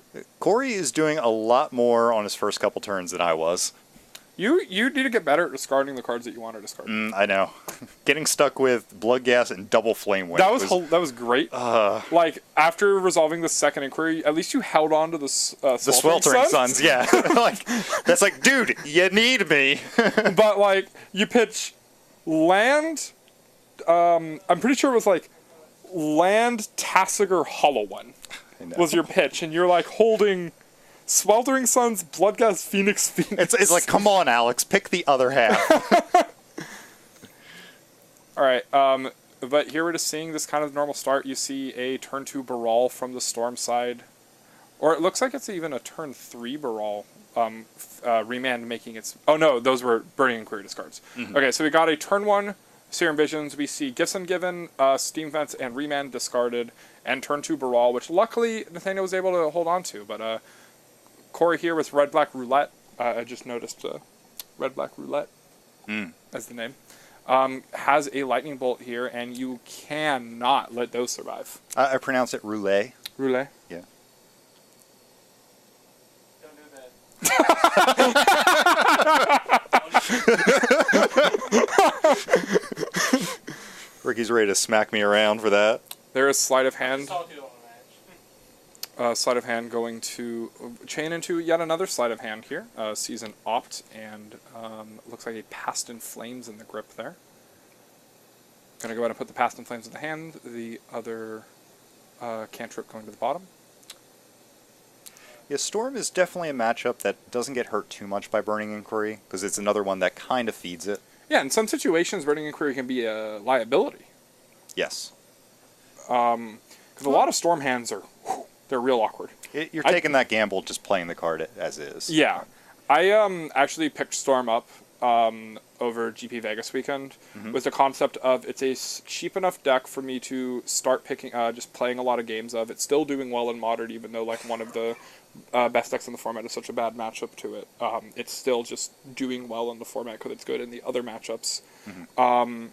And I can move, like the expensive cards in it are like Manamorphose and exactly Steam Vents. I could not believe how much Manamorphose is going for. I remember that being like a $2-ish card. Like the playset of them is like, It's at least $12 right now. I think it's apiece. more. More than that. They're like 8. I think I think it's closer to 20 for the playset now. No, I said a piece. Oh, sorry. Yeah, they're going Maybe a little cheaper. a little wherever. ridiculous, but yeah, like I picked Also, the different arts are going for different amounts, but I picked the yeah, deck up it's- for Teferi's at GP Vegas, pretty much. your Teferi's a really good card. Yeah, but I straight blue-white control in standard. Just was falling short of Esper, and I didn't really want to Yeah. get all the stuff to pick up Esper. And also, now that I've played the Invitational, there is no reason to have standard again.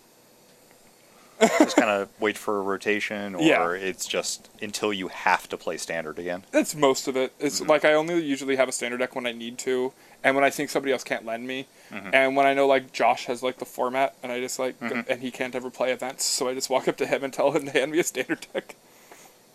We- Cards of Manamorphose are 12 mana. Sweet.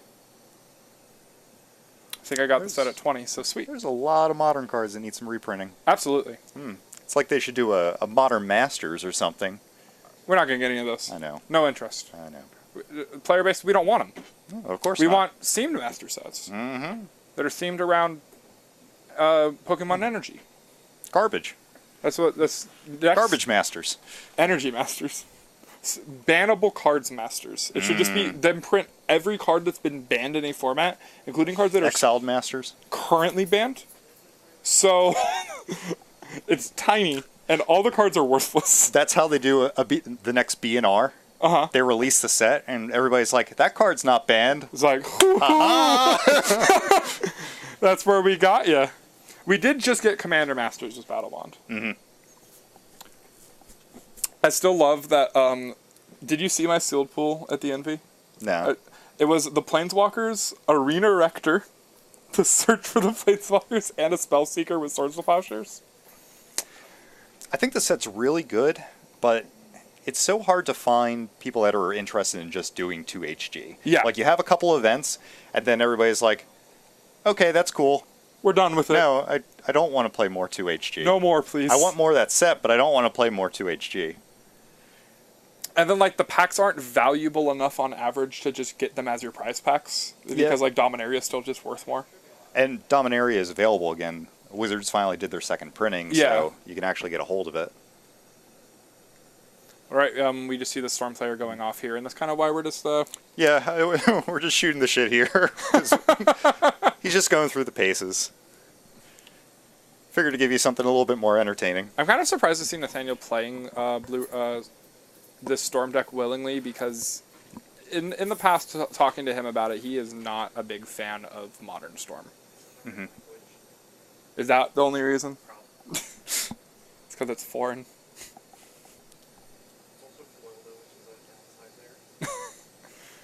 Right, we just see him going through all the pieces. Looks like there's 2 Grape Shots in hand, so he has access to put Corey down. Yeah, 7. He has lethal now, but there's no reason not to Manamorphose. Mm-hmm. Corey here twiddling his thumbs. This matchup looks like it's probably not good for Hollow One. But, I mean, it has the potential to just Hollow One him. Yeah. PPU. Yeah, definitely not.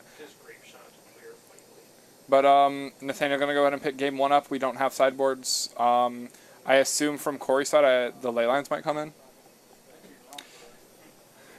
Do you have Storm? All right, so I would guess the Collective Brutalities to be able to attack the hand Yep. and ley lines. That's about all this deck has for the matchup. Yep, I would expect the 2 Brutalities and the 4 ley lines to come in. I could see an argument for Engineered Explosives because it deals with Electromancer, it deals with Brawl, and if they actually do empty. Okay. So I would anticipate cards that come out to be cards like Street Wraith, potentially the Tasigur. I like taking Street Wraith out a lot in a lot of these matchups because it's just kind of a flex card in my opinion. Mm-hmm. You have to, like, you're basically cycling it. You're making your deck a little bit smaller. Mm-hmm. You have a better opportunity to get out Hollow One early. Well, you got to kill your opponent because it has Swamp Walk in your match. Oh, I know that can't. All right. I was going to get there with that 0-1 flyer. And then we have access to the sideboard in front of us, but not for you guys. I would anticipate from Nathaniel's side to see... Oh. Well, if his opponent's going to ley line him, pieces isn't very good. It's better than gifts. That's fair. I kind of like the Abrade because it deals with Hollow One, it deals with Flameblade Adept to be able to slow things down. Okay, I mean, you could slow things down in that sense. But I do agree with what Alex is saying behind us, that the 4 pieces of the puzzle are better than Gifts Ungiven in a matchup where your graveyard is not going to exist. Mm-hmm. Other than that, like, it's potential to bring in some of the bounce spells, but they're probably better than your Remand Unsubstantiate effects. Yeah. But alright, that's pretty simple. Let's go ahead and move back over to the match. So next week, we're going to play some new standard. I would assume that's what we're doing. I have no idea how Core 19 might actually affect the format. I hope it's enough to where Black-Red is slightly worse. But just don't play X1s, right? If I know anything about core sets and how they affect standard formats, it's practically not at all. They make one new deck appear, they solidify one of the tier 2 decks into tier 1, and they move one of the tier 3 decks out of the format altogether. Well, don't forget with this core set, they did something a little bit different, where a majority of the commons are reprints, a good portion of the uncommons are reprints, but they focused heavily on making the rares and mythics new cards rather than reprints. Okay. That is important. There are a couple exceptions, but they're probably not going to see play in standard like Crucible and Scapeshift. Real question, and this isn't just a brew joke question. I don't believe you, but go on. Do you think? No, I'd actually think that this might be potential. Tatiova Scapeshift. Tatiova. Oh, okay. It's a 5-mana 3/3 that whenever a land ETB is under your play, you gain a life draw card. Do you think that it's possible for a green-blue to Bant Control Shell to exist with a ramp Thubs theme that potentially does this, also has Approach, the Fumigate type of thing? I think that might be something that can exist between now and then. What does Scapeshift do besides drawing cards for specifically Tatiova? Well, that is definitely something to consider for it. You need to make sure that all the pieces do more than just one single thing. Absolutely. Unless it's like Approach and it wins the game. But you know what I mean. I could see post-rotation with Ravnica, especially if we get shocks, maybe something else goes on that, like that type of mana base, or being able to utilize like a 5-color mana base with Scapeshift could do something. Who knows? And that would probably fit right in that shell. Okay. Because then you get benefit there. And the card's good by itself as long as it, like that 5-drop is comparable to what's going on in the format. Like we won't have the Glorybringer to just be like, well, gets outclassed there. You're not going to play that card at the same time. So yeah, it really depends on what a 5-drop does in the format. It's definitely a weird question, but it's not one that's prompted just by me looking at cards. It's actually prompted by seeing it in some pro articles. So next week we're doing the brews. Is that we're doing brews first? Yeah, doing brews first. The following week we'll actually have some data both from Magic Online and the Open that weekend, and we can play some more competitive decks. Okay. And maybe some tweaks on that. Here we see Corey going cycled triple Street Wraith with a Flamewake Phoenix or a Jackal in play, and has 2 Hollow Ones in hand and a Goblin Lore. I anticipate these Hollow Ones will probably come down before the Goblin Lore. Yes, I think that's a safe move. But like he's gonna do a ton of damage this turn. I like the Goblin Lore is still going to do stuff the following turn. Well, this turn you can make it to where you have a 7-point swing coming off. Nathaniel taking a long stare at those Hollow Ones. But I mean... No, you want to establish the board state with the Hollow Ones more than you want to just pump the Jackal this turn. Oh, absolutely. All right, here is a fetch, and I'm going to assume this means that the Goblin Lore is coming here post. Oh, it's triple Street Wraith. Yeah. I'm sorry, I thought it was double Street Wraith, No, and he had to pay for the Hollow He Ones. cycled triple Street Oh, Wraith. okay, okay. No, he's just going off. Yeah. He gets to play Hollow Ones before a random discard spell, and then cast a random discard spell and attack with a Jackal for 7. That seems good. Seems really good. Nathaniel, I saw the hands go up to the head for a moment there, leaning into the mic, probably saying some, this is ridiculous type thing. 3 cards gone, we see land the 4th Street Wraith. Corey's leftovers are Leyline of the Void and 2 lands. So here comes the Jackal in for a giant 7 points, knocking Nathaniel down to 13. Overheard a what the hell. But alright, Nathaniel. Jackal. It's a Jackal. Jackal.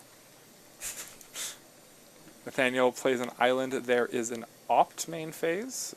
Sees a Poetic Ritual. Potentially interested in that one. Shuffle through the hand. It's going to the grip. Pass back to Corey, who finds another land. Alright, so this is all Corey's got. Rumble in for 9. This is all he's got. This is it. Yeah. Nothing else. 4 Street Wraiths in the graveyard. I'm whelmed. I'm whelmed over here. We have Serum Visions in the hand, and Nathaniel has to do something. It might just be spend my entire hand to Grape Shot your board. Nathaniel doing some math, seeing if he can even do that here. 2 mana. I hope he can math. No, I'm just saying, doing some math to make sure that he can get the grape shots off here. Yeah, I gotcha. Storm 1, up to 3 red. Each ritual here only adding 1 mana to the mana pool. So up to 4, storm count is now 2. Looks like another ritual, up to 5, storm count is now 3. Another ritual here going to cast, storm mana up to 6, storm count up to 4. If there's 2 grape shots, he can get a clear. And it looks like there are 2 grape shots. Or a Past in Flames. Okay, Past in Flames makes this a lot easier. Storm count up to 5. Because now we can go up to 9, which will get a full board clear. And Nathaniel at 4 relevant instead of 3. Mm-hmm. So here's the other rituals getting exiled, just going straight up to 6 and up to 9 on our storm. I'm surprised we used all our rituals. We could have saved one. Oh wait, Corey's is at 10. He's as Yeah, lethal. he's dead. Yeah, he's just dead. Yep. Wasn't even paying attention to the life total. I forgot that Corey he cycled Street Wraith three and times. then Like, fetched. all right, so Nathaniel gets a game. I could kill his creatures, or I could kill him. You see, if I were sitting at the match, I would be paying attention to the life total more. Mm-hmm. But I was like just more focused on the board. But all right. Now what time is it? Okay, so that was an extra 30 minutes. Good. Enjoyable. Well, so we can go ahead and go to the closing screen. And go ahead and wrap everything up. Yep. So tonight we saw some quick, mostly lopsided matches. Mm-hmm. Where one player didn't do a ton, except for both the Humans games. Both the Humans games were actually relatively back and forth. Your game with Ryan was surprisingly back and forth. Mm-hmm. The third game was Very interesting. yes, It was very top deck. It was me. I went a lot. But yeah, so thank you anyone that has joined us here for the MTG Get There stream. Just want to give a reminder that we do this weekly at 7:30, and as Kirby did say, next week we will be playing Standard with Core 19, playing more along the lines of the interesting cards instead of the cards that obviously stand out to us as the most powerful.